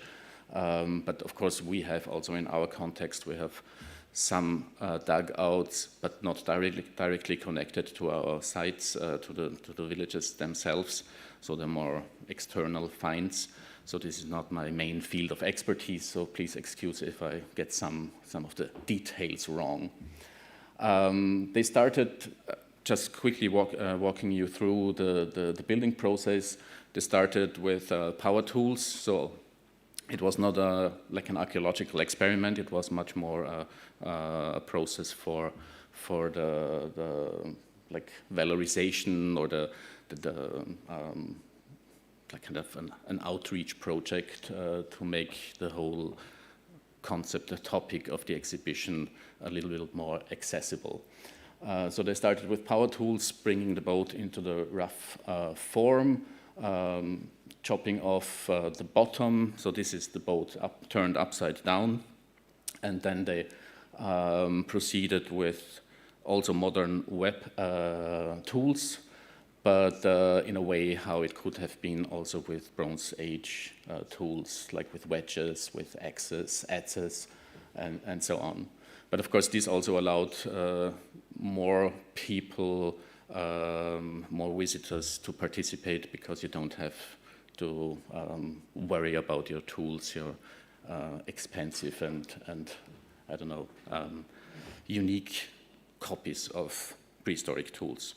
So they cut off the excessive wood of the bottom, did some reshaping with the axes afterwards, and after this they marked the shape of the boat again on the bottom, did some refinements as well, and also in this status of the boat turned upside down, they shaped the sides and also already the bow and the form of the bow. After that, after cleaning also the bottom and roughly the sides, they turned it again to the right position and continued with the process. So they again removed the excess wood of the top and started to refine the sides. What you can see here also is that the boat has some concave sides according to the original, as far as I know, and so this is the next step. And then again with the power tools, they started to hollow out the trunk, of course only to a certain width, because the finishing touch was always made with hand tools and not with the power tools. Here you can also see that the stern area, the back of the boat, is much thicker. This is because the boat is at that point is still open, so they added as the original one, they added a stern board or transom at the end, and so you need a little bit more material, of course, to include this. Shall I go back for the picture? No. All right. So this is the process where they added the groove, where they cut in the groove for this stern board, which was then hollowed out with a chisel and a hammer. And here you can see quite well again how the thickness of this bottom part of the stern part is. Then they included the stern board itself. It's the same material as the trunk, so they kept this aside, and actually they stored some of the material, some of the wood, also for later repairs, as we can see a little bit later. Here again is a little bit of cheating, so they included in the groove some modern like construction foam to seal the stern board from water. And after that, for the caulking, they used some wool yarn to make it watertight and also to protect or to hide the foam inside. Then they trimmed the upper edge of the upper rim of the stern board, and after that there was more refining, and here you can see the boat in its finalized form. So this was the whole construction process. I don't know, actually they don't give me the information how many man-hours were spent to build the boat, but the real reason, or one of the main aspects, was to have this open workshop and to have this as part of the exhibition through a certain time span. And actually I have to say, because we did some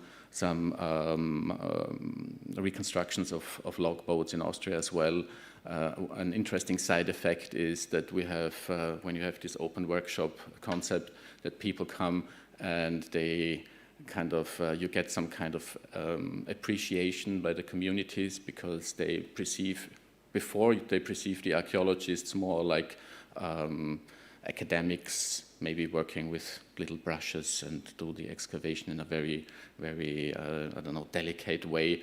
And when you work with students at such a workshop or like in such a project, then they can, I don't know, feel that, okay, this is manual labor and you can involve them in a different way, which is not so high level academic. Yeah, so this is an interesting, useful side effect. All right, so this was the building process, and they used it this year in 2014 for the exhibition, and after that it was stored in a small harbor at the Lake Biel, and you can see that already in the first year after the construction, they noticed some effects of the environment on the boat. So the boat was inhabited by all kinds of insects, fungi, mushrooms, so the environment had already first impact on the boat.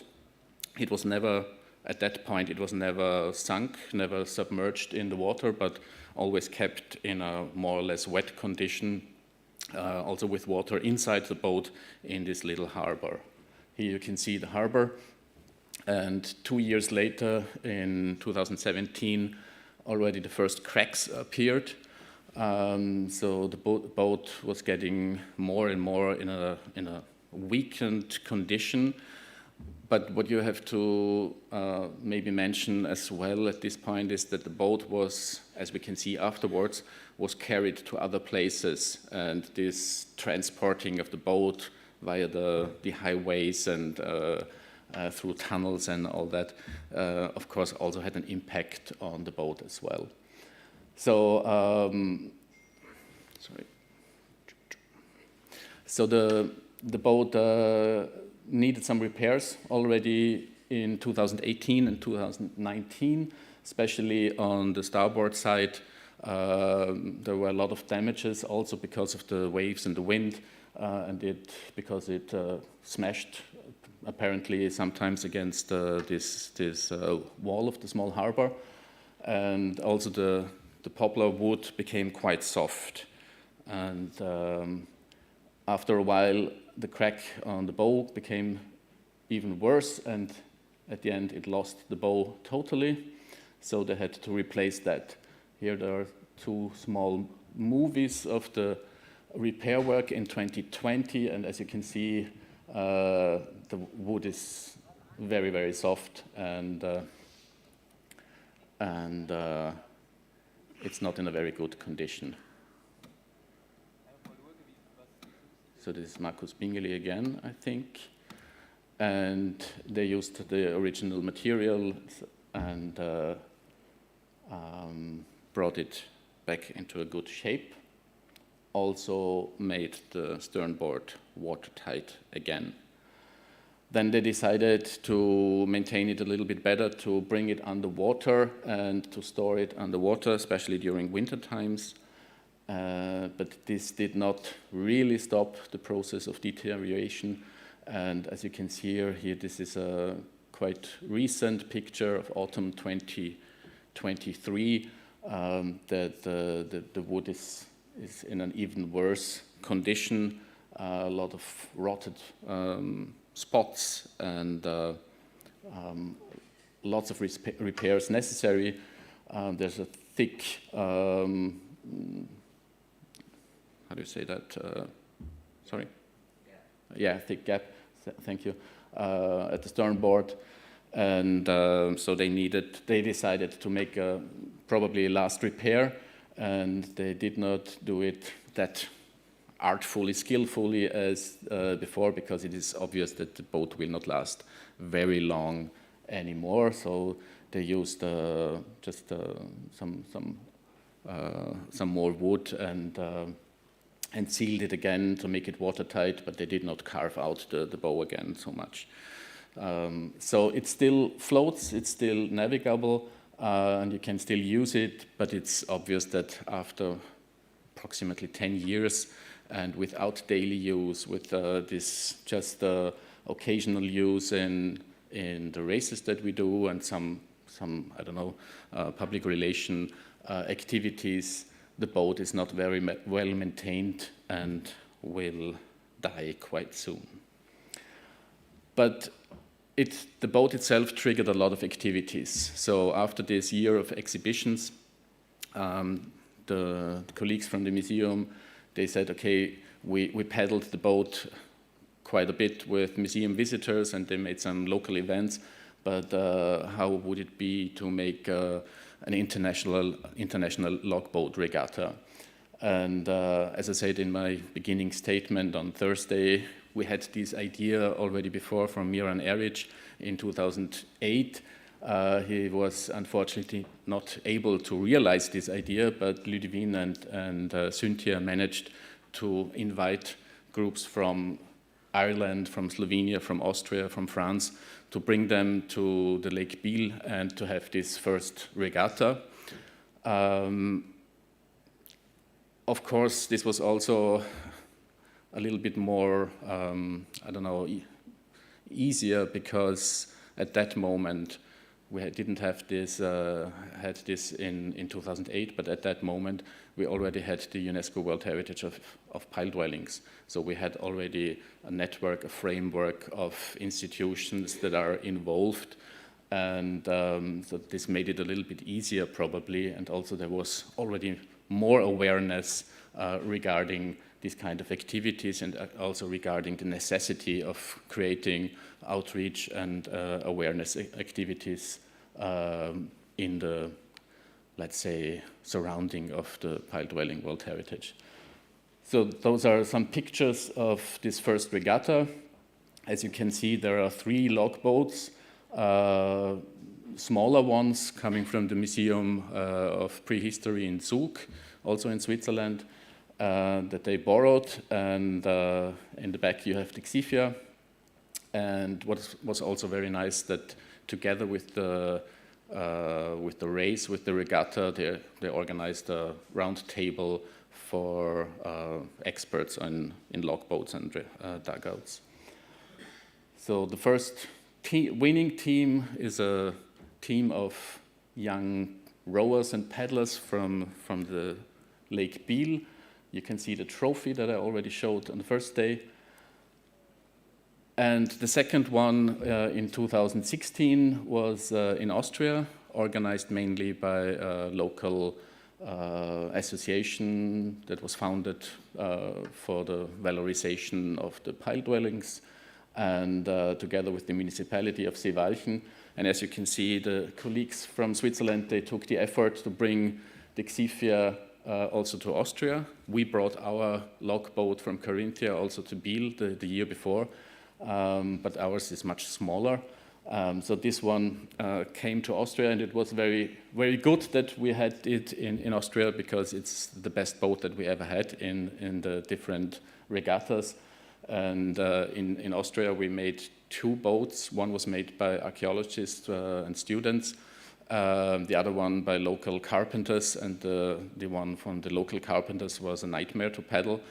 So we had to leave it out, and we just used Xifia and the new one. And as you can see on the left side, also including Miran, we also, for this time, we started the first time to have additional programs around it with all kind of information about archaeology, about prehistory, about pile dwellings and different techniques that they used. The third race then happened in France, again with a little bit of modifications, a lot of side programs, and here the municipality was the driving force.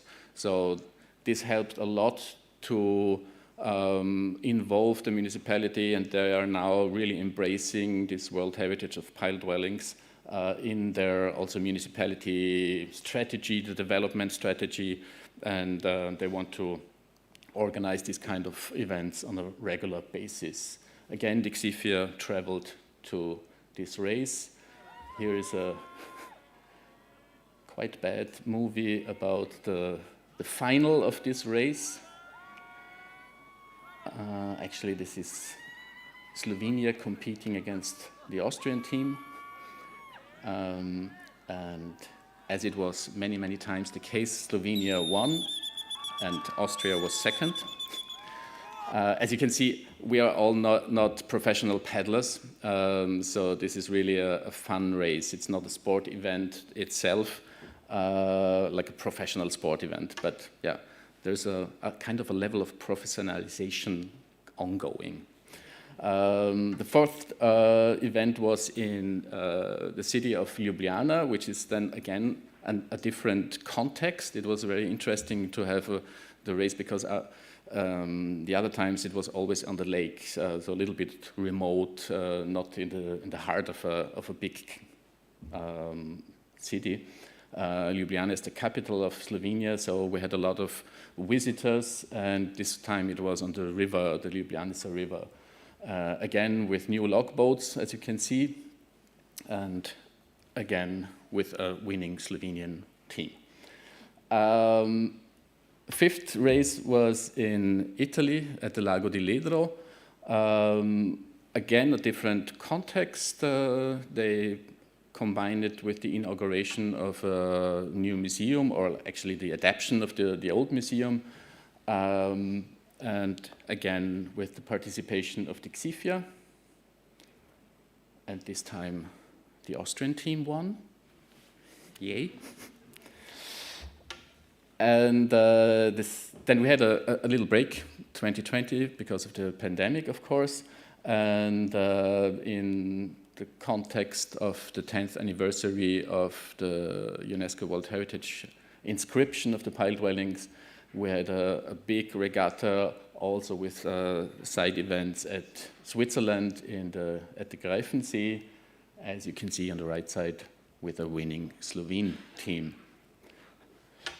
The events became bigger and bigger. So in Switzerland, we had a huge archaeology fair, science fair, with lots of participants. So it became more and more popular.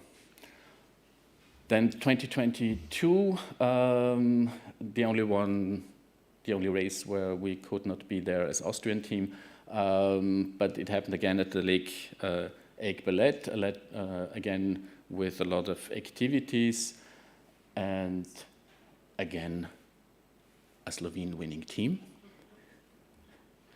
And this year, maybe this was the biggest event that we had so far. No, not maybe, for sure this is the biggest event that we had so far, because this was in the city of Constance, at the Lake Constance, Bodensee, and it was part of the Bodensee Fair program, so there are thousands of people, and we had it also in the middle of this area with really hundreds and thousands of visitors.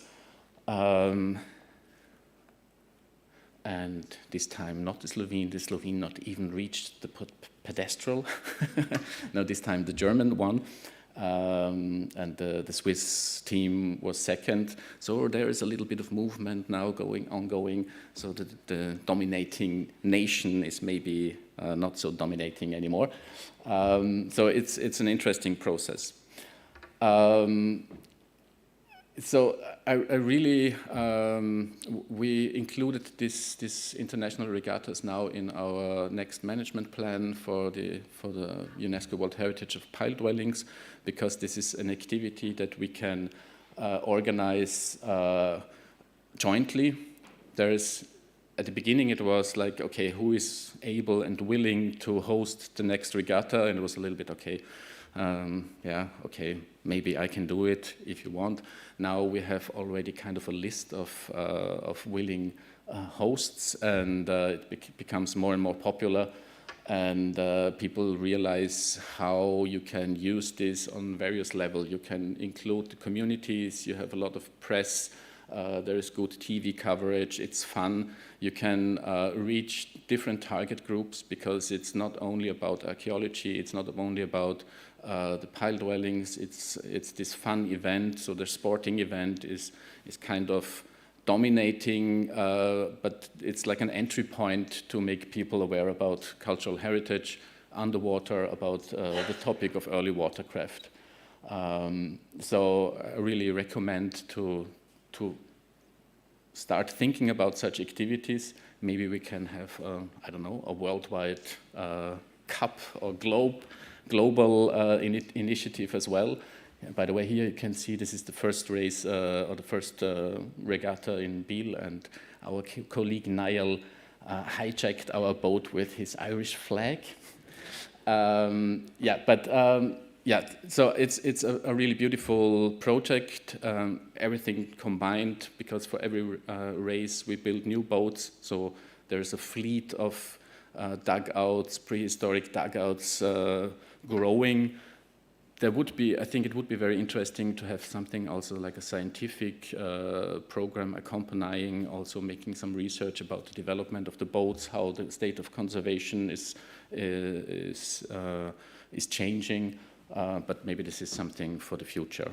And as you can see, something for the future, it's going to be more and more exciting, because next year we will have the Miran Eric Cup, and so we are looking very much forward to that. Thank you.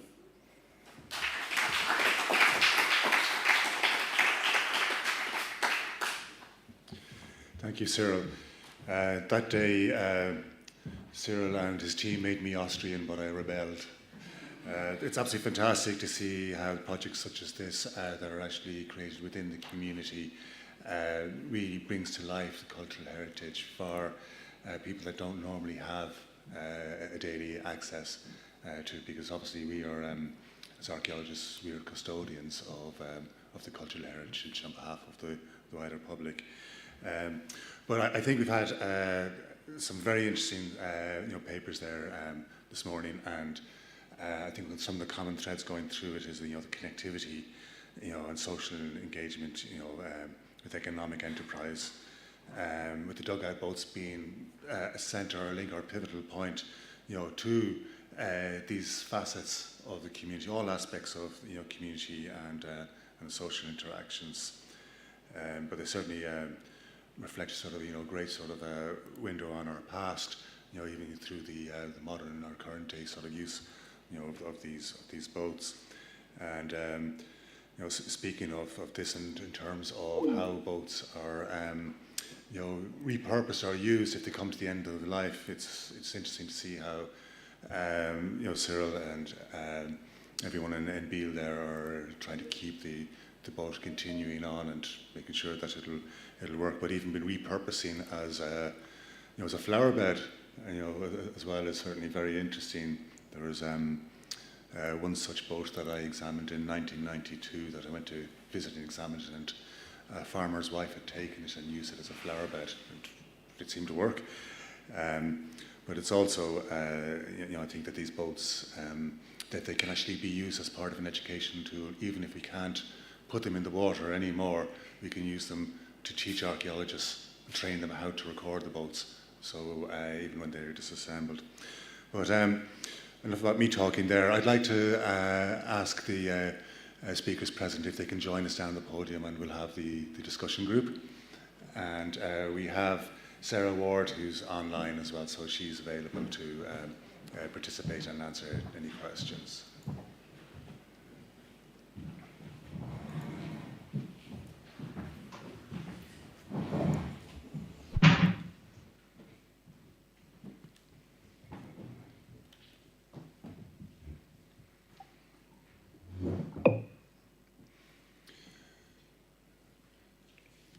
So one of the questions that's come online, if I can start this, it's from Zvratka, and she's addressed it to Bob Holzman, but I think it's also one that might be relevant to our other speakers here as well. She says it's a great presentation and fantastic research work. She asks, does a painted dugout canoe reveal a sort of social status or a family tradition? Would you repeat? Certainly. With the painted canoes, is that symbolic of a family tradition, or is it part of a social status? Okay, I believe that the few canoes that are painted, the simple one-piece expanded dugout canoes. Painting is just the owner's preference. I didn't detect any connection with social status. For the complex canoes, the ones with transoms, engines, and wash strakes, the use of an engine is very, very highly associated with status, and those canoes tend more often to have nice paint jobs that are maintained. In contrast, the simple expanded canoes, the few that are painted are rarely maintained. They'll get one coat of paint in their life often and then just be allowed to degrade, and after a year or so they look no better than an unpainted canoe. But those with engines are well maintained, the paint jobs are maintained, and they're kept looking pretty sharp. The status, I think, is highly connected with the economic factor. Not many people in the village at this time can afford an engine and its upkeep and the petrol and oil needed to use it. And every child in the village, every young person in the village rather, aspires to own an engine boat. Okay, thank you. And I suppose the same question to Joanna as well. I tend to agree with Bob, because we observed that the painting of some canoes are just a matter of preference, or even one more, a last layer of protection. The use of an engine and the cost of it, it tends to be used on the larger canoes, because they can go further off coast, and they can fish larger quantities than the small ones. So yeah, I have to agree with Bob, because it's the same reality that we observe in São Tomé. Painting, it's not distinguish the engine, and for you to have the money to buy and maintain, it's very tricky to maintain. More trickier than to buy one.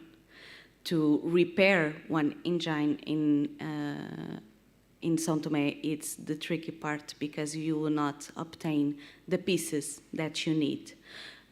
So yeah, the engine, it's the element of distinguished on the social. Okay, thank you. And Sarah, if you can hear us, I think we get the impression that there's much more significance within the painting of the vessels that you examined. Yeah, and thank you everyone for having me. It's an interesting situation in that there is spiritual connection to the boats, but also the designs.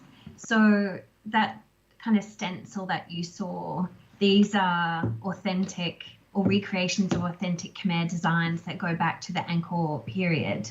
So I guess like the others, it's the choice of the what, or the owner of the boat, which of those colours they choose, and which patterns they choose, but they kind of come from a repertoire of ancient Khmer art, and that has animistic I guess connections to kind of the ancient Khmer people. Thank you, Sarah. So are there any questions from the audience? We have one at the top there.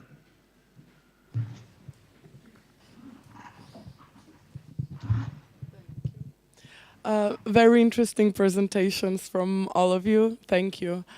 Sarah, but I have a question for you. Where does the spiritual connection to the boats in Cambodia stem from? Yeah, thank you. I didn't talk a lot about it because the information we got really was only last month, so I'm still processing it. But traditionally, they were a combination of kind of pre-Indian and now animistic and Buddhist. So today's boats have elements of kind of all three religions intertwined with them. But the spirits come from this view of kind of the Khmer being one with nature. So the trees have spirits, the boats are considered living beings, which is that anonism, forgive my bad pronunciation. So part of that ceremony is that you are enticing the spirit out of the tree and into the boat, or in some cases to be kind of at home with the spirit in the boat. And this is something that I'm wanting to investigate a lot more, because I think it's kind of changed. You know, we had this gap during the Khmer Rouge period, so the religious beliefs have changed, and there's kind of disconnection between Khmer life before the genocide and after, and they've had to relearn. So I'm going to go back with our boat builder and kind of with him relearn how to do it in the traditional ways. But this kind of spirit nature is deeply embedded within the community, if that answers your question.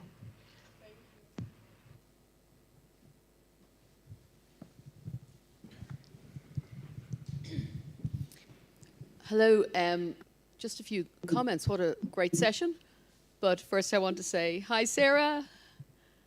Hi, Doreen. Hi. Sorry. I can see you. I wish I was there. That was the most amazing just comment. So that is your project. It is right up there with all the great antiquarians. What a wonderful bit of work going in for months and getting the detail. That's, you know, often archaeologists fly in, get a few measurements and that's done. But, you know, to get into that detail. I want to see the monograph or the book. It has to go on my shelf, okay? So that's wonderful. Yeah. So it just reminded me, in a previous, 30 years ago, I lived, my husband, we were out I lived in the Gulf of Siam for 2 years, and I went down the Mekong. But yes, the spirits everywhere. So they have spirits. If you go to build a house, you have to clear the spirits. You make merit. It's a mixture of, so I brought a spirit house home with me, but I have a little one.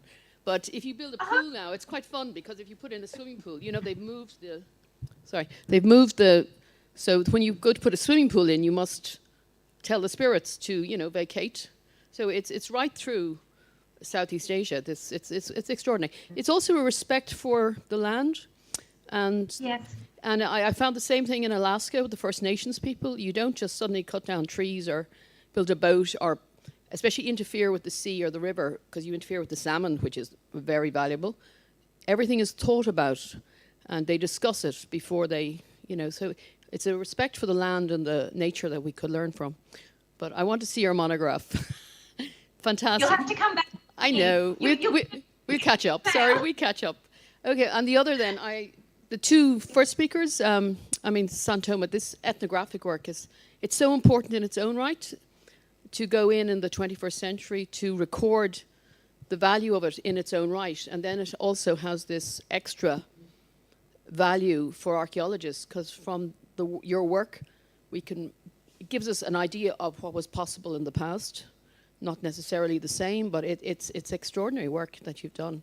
I was very impressed with both the Santomo and Guyana. It's just like, these are worlds, you know, that are still going on. We have the chance to actually visit communities, you know, who are thinking like ancient man in many ways, you know. And I love the way they adapt new items, but still keep the old customs. And then the last speaker, Cyril, your project, we've discussed this in Ireland. In Ireland, a lot of heritage is kind of like, it's kind of an elitist thing in many ways, and museums. And they've only started really public engagement. You know, it's now trendy, but it's kind of the afterthought. A project goes on for months, and then they have one lecture or one day, you know, to tell the world where we spent the £1 million we got from Europe, or 2 million or 5 million from the Horizon program. So public engagement is just so important, because we're inclined to do an awful lot of work, write wonderful papers that go into this little community of archaeologists, but You know, there's a big world out there, and the public are so much more open now and so much more educated, and they're quite fascinated with, I think, boat building projects. But they also love to get into the boats. That's what I love they love to have a go in the boat, get them on the water, yeah, in something ancient. And especially children, you know, they're the future. So, yeah, I think your project is wonderful, and I have to get to your next regatta, yeah. So, okay, just a few comments. Thank you all very much for a wonderful morning. And I'll catch up, Sarah. Bye. All my love.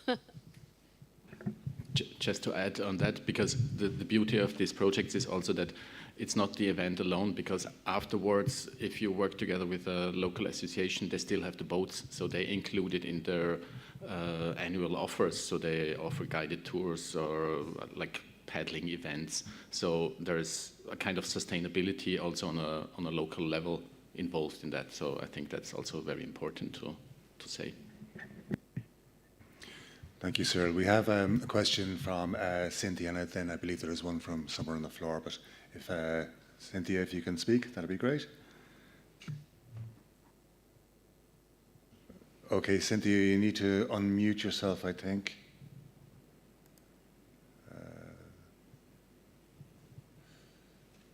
Are you muted? Cynthia, can you unmute yourself?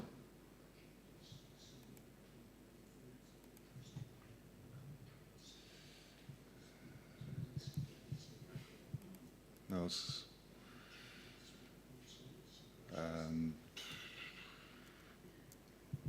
We can't hear you, Cynthia. Okay, maybe if we come back to you, or Cynthia, if you can even send a message in chat, the chat function, and we can certainly answer it, then. So in the meantime, we have a question from Mikhail. Yeah, hi. Fantastic papers all around. My question is for Sarah. Sort of in line with what was being discussed earlier as well. I was really interested in the ceremonies and rituals that were associated with boat building. It's something that I'm very curious about, and I love to see those photos where you showed both before cutting the tree and then also the blessing of the boat before it went into the water.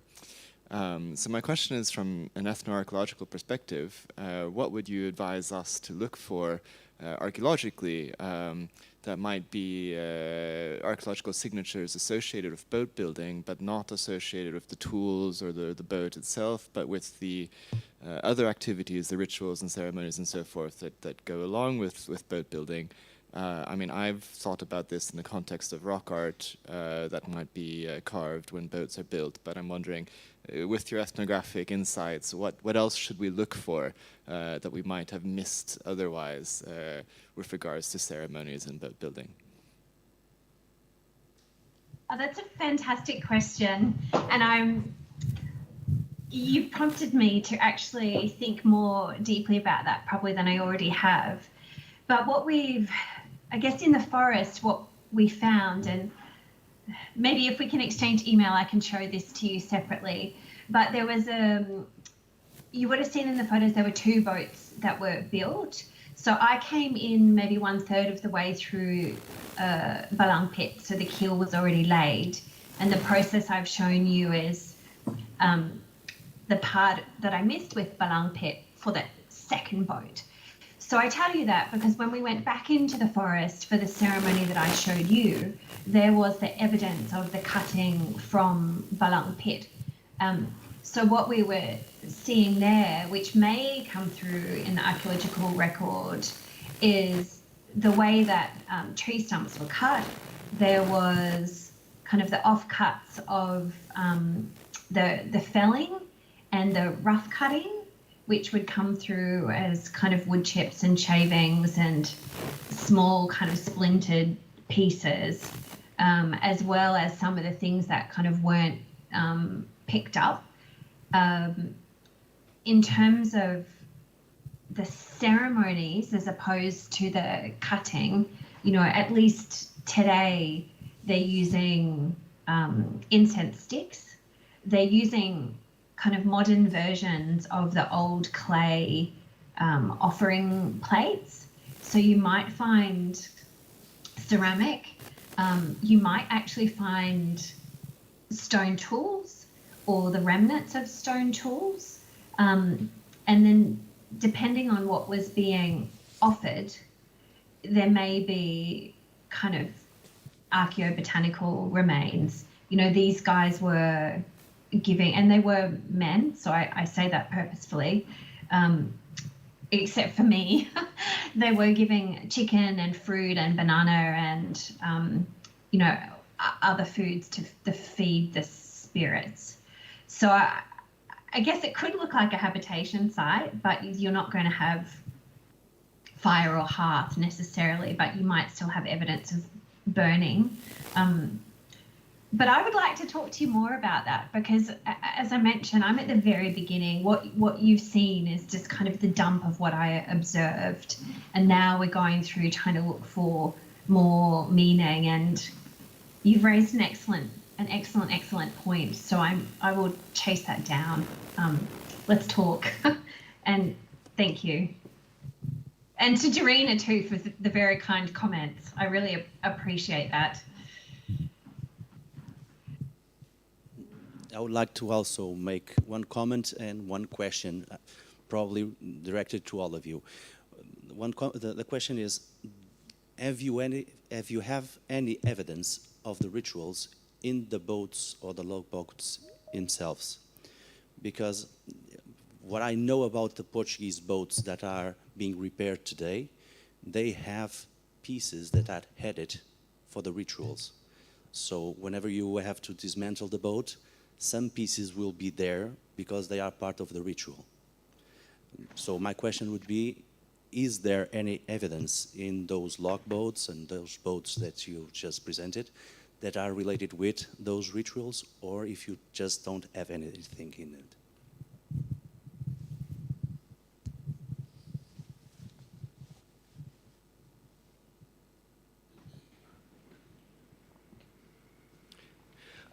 Okay, in Imotero, the use of the dugouts ritual seems to be completely absent. There's no launching ceremony. The boats are not named.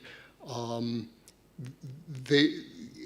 saw one very slight hint of ritual activity in construction.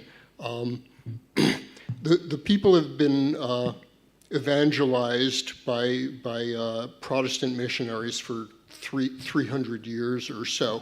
So the native spiritual beliefs are pretty much gone. But before they cut the tree, some of the older builders will take a machete and cut an X on the trunk before they fell it. And they say that that is a holdover from pre-Christian era when it was believed that that a spirit inhabited the tree and needed to be cast out of the tree before it was felled. Otherwise, it would inhabit the canoe and cause mischief. None of the builders claim to believe in this anymore, but some of them still cut that X on the tree. So there could be a slight underlying continuation of that belief. That is the only hint that I saw. Well, on our missions, we try to ask some of the builders and the fishermen if they had some rituals. They are very reserved on that specific part. The most of the population are Christians, but there are still some rituals related to African voodoo that people still do, but of course they do not share their those kind of things with us. On the canoes itself, there are no marks, no drawings. Even for the construction of the canoes, they don't use any kind of marks or drawings. Everything is on the builder's brain. They just do it. No preparation or no recording of it. We had some hints. For instance, the healers. I mentioned the female healers that they are allowed to go with some fishing companies into the sea, especially because of the abilities they have. And when I say healers, I'm talking about traditional medicine, herbal medicine.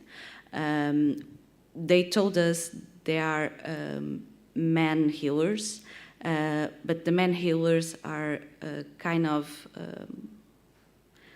they have some kind of magic background. I don't know how to explain better, but there's a herbal traditional medicine, and then there is some kind of ritual and magic component of other healers have. But physically speaking, there are no distinguished marks or drawings or rituals that we can observe in São Tomé. Okay, thank you. And Sarah, do you have a response you can give to this also, please? There's nothing inserted into the boat. You know, in a lot of the European traditions, there was a coin put into the keel or some various other signature. So nothing purposefully put into the construction. But I think the eyes carry a lot of significance, and they were blessed separately, and they were blessed when they were put onto the boat, and then the boat was blessed again after. And this is similar to some of the Indian traditions, hence the connection. So it would just be, I guess, considering that if you would have to have a knowledge of the fact that there was a tradition around the eye to know to look for that, but nothing inserted into the construction. But I will investigate further. Thank you. Thank you, Sarah. I see we have Cynthia's back with us now also, so maybe we can hear you, because we couldn't hear you earlier on, and I know you wish to make a comment or a question.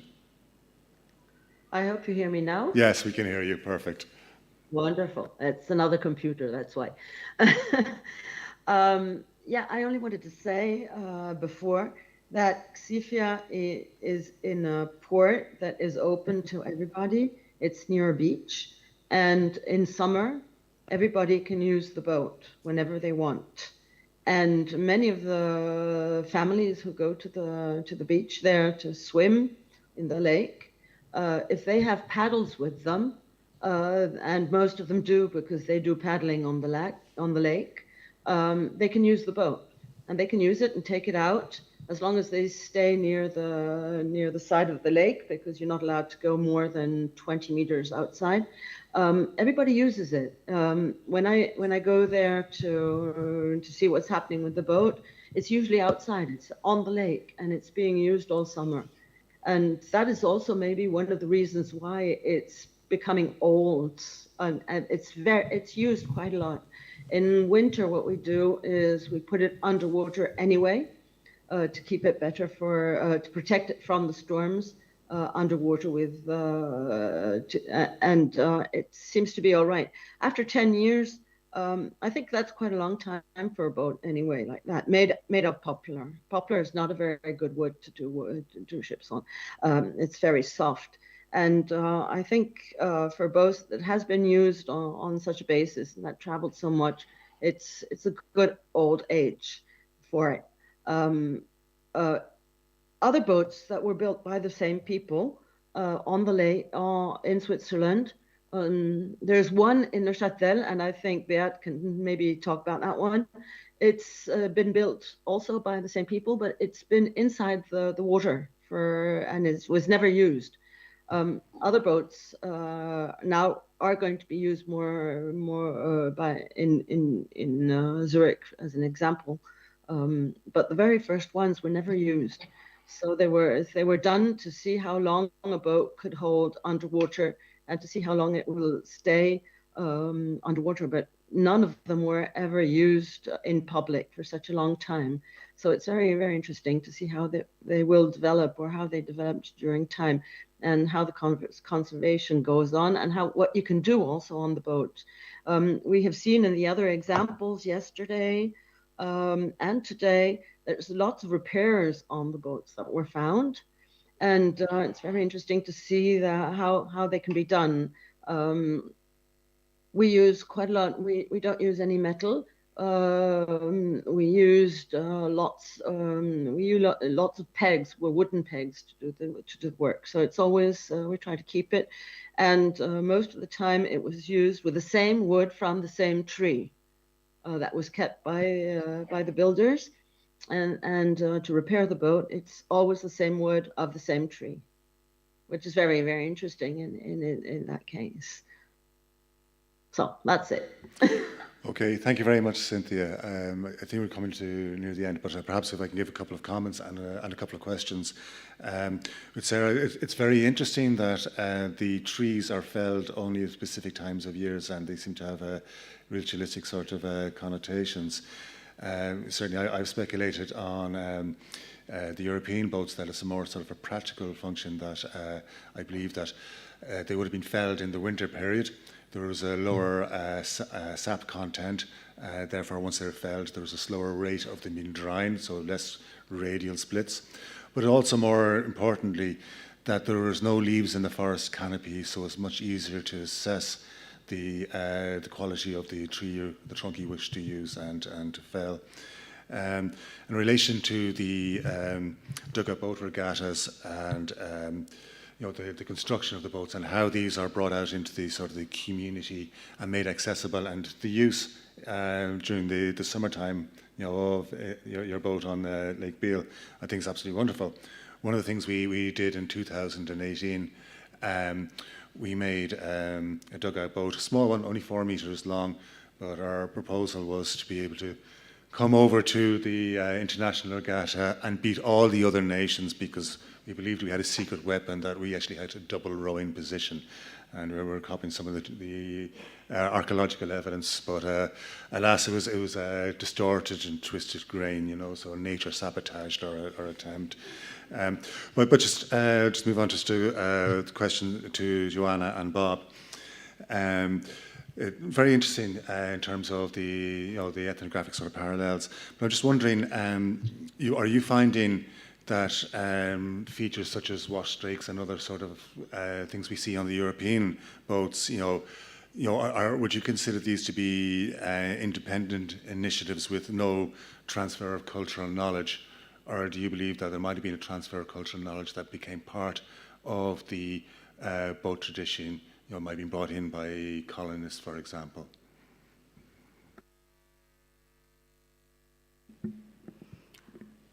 I will only talk about São Tomé and the reality that we observed, and the only thing that I can speculate is that in Africa you will find on the continent of Africa you will find several places and other countries on the coast like Cameroon or in the Gulf of Guinea, but not only in the Gulf of Guinea. You will find several traditions, several building traditional of canoes, and they are all similar one to each other. Even in Mozambique, and Mozambique is already on the other side of the continent, but you will still have some features. They are very similar to each other, but that it's explained by the slave trade phenomena and the coming of those populations from the continent to the islands. The building traditions represented by the first couple of boats that I showed, the simple expanded boats, seem to be very similar to what the first Europeans observed when they showed up. Obviously, the ones with the transom meant to accommodate the outboard engine is an accommodation to modern technology. Likewise, construction, the Warau adopted metal tools like instantly when Europeans showed up. So the original construction methods really weren't recorded. And now the use of chainsaws is fairly common in construction, and that's obviously also another adoption. But the simpler boats seem, with the exception of tool use, the design appears to be very similar to what the earliest Europeans observed. Great, thanks. Thank you very much. I think we have time for one last question. Beat, there has the microphone. It's a question for Sarah. I was frequently in Cambodia, and for about 8 months, I see the construction of a very primitive dugout, logboat, in palm tree. Something very modest, but they take the same types of ceremony. It's not only for the big racing canoes that is done. So you need just to be present when it starts. In India, also, I have seen boats covered with a sari. As they covered also stone deity. It's a normal way for that country. So it's not so surprising. If they don't do this, it's more surprising. On another way, in Phnom Penh, for about 15 years, I see the very big regatta with about 100 big dugout, as you have presented one in construction. And most of them I have seen are taken in one tree. It's a crazy thing. Now on your presentation, it was plank boat. Are they doing still again in one tree, or is it finished? So they are doing them in one tree, and actually I will be able to observe that next year. So with this boat, they wanted to use the wood from the pagoda. So the decision was taken to make it planked so they didn't have to buy the wood. They could just take it from the pagoda. The pagoda owned it. So they were discussing a lady boat. And I didn't talk about this in my presentation, but the boat you saw was a man boat. And the next boat will be a lady boat. And this will be from one tree. And it's from a forest northwest of Banteray. But at the moment, the cost is huge. But they have, the same boat builder has selected the tree. It's 35 meters tall. And there will be a dugout from that. And this will also be for the same pagoda. And then if I can say this to everyone, I then am hatching a plan because there were 2 Angkorian period smaller logboats recovered from the waters around Angkor Wat. So we're going to record that, and then the boat builder has agreed to try and construct a boat similar. I won't say replica or recreation, because he has to relearn the traditional techniques without using what he's been doing. So yeah, watch this space. Hopefully next year we'll be able to show you that. And you're correct, it doesn't matter about the size or the purpose of the boat. The ceremonies are about the spirituality and the belief in nature, not for the racing or the successful outcome. Thank you. And when they are using these logboats in racing, you have about 50 people who are paddling, and they give a very big stress to the wood. Yeah. And they take through cross elements with chain to avoid an explosion of the boat are the same things present by plank ones. That's a good observation, and I want to tell you today I discussed with them the advantage and disadvantage of the single log versus plank, and they'll tell you that the single log is faster and better. So this is interesting, and they do have this kind of cross member, but now it's 2 loops and a polypropylene string that they keep wound tight, and it has a locking bar in the middle of it. So they've adapted the technology, but it's still there. Okay. Thank you. Thank you for your interest. Thank you, Sarah, and thank you, Pete. Okay, I think that concludes our morning session and another round of fantastic papers. So to all the contributors, both present and far-flung, just thank you so much for your contributions and the fantastic work that you've brought to us today. So we'll have a lunch break now, and I'll ask if everyone is back for 2 p.m, I think it is, 2 o'clock, and we're starting at 2 o'clock sharp. And if anyone sees Lioba from Slovenia, we need her paper, so if she can bring her USB stick, and don't let her walk down the street on you, just send her our direction. Okay, thank you.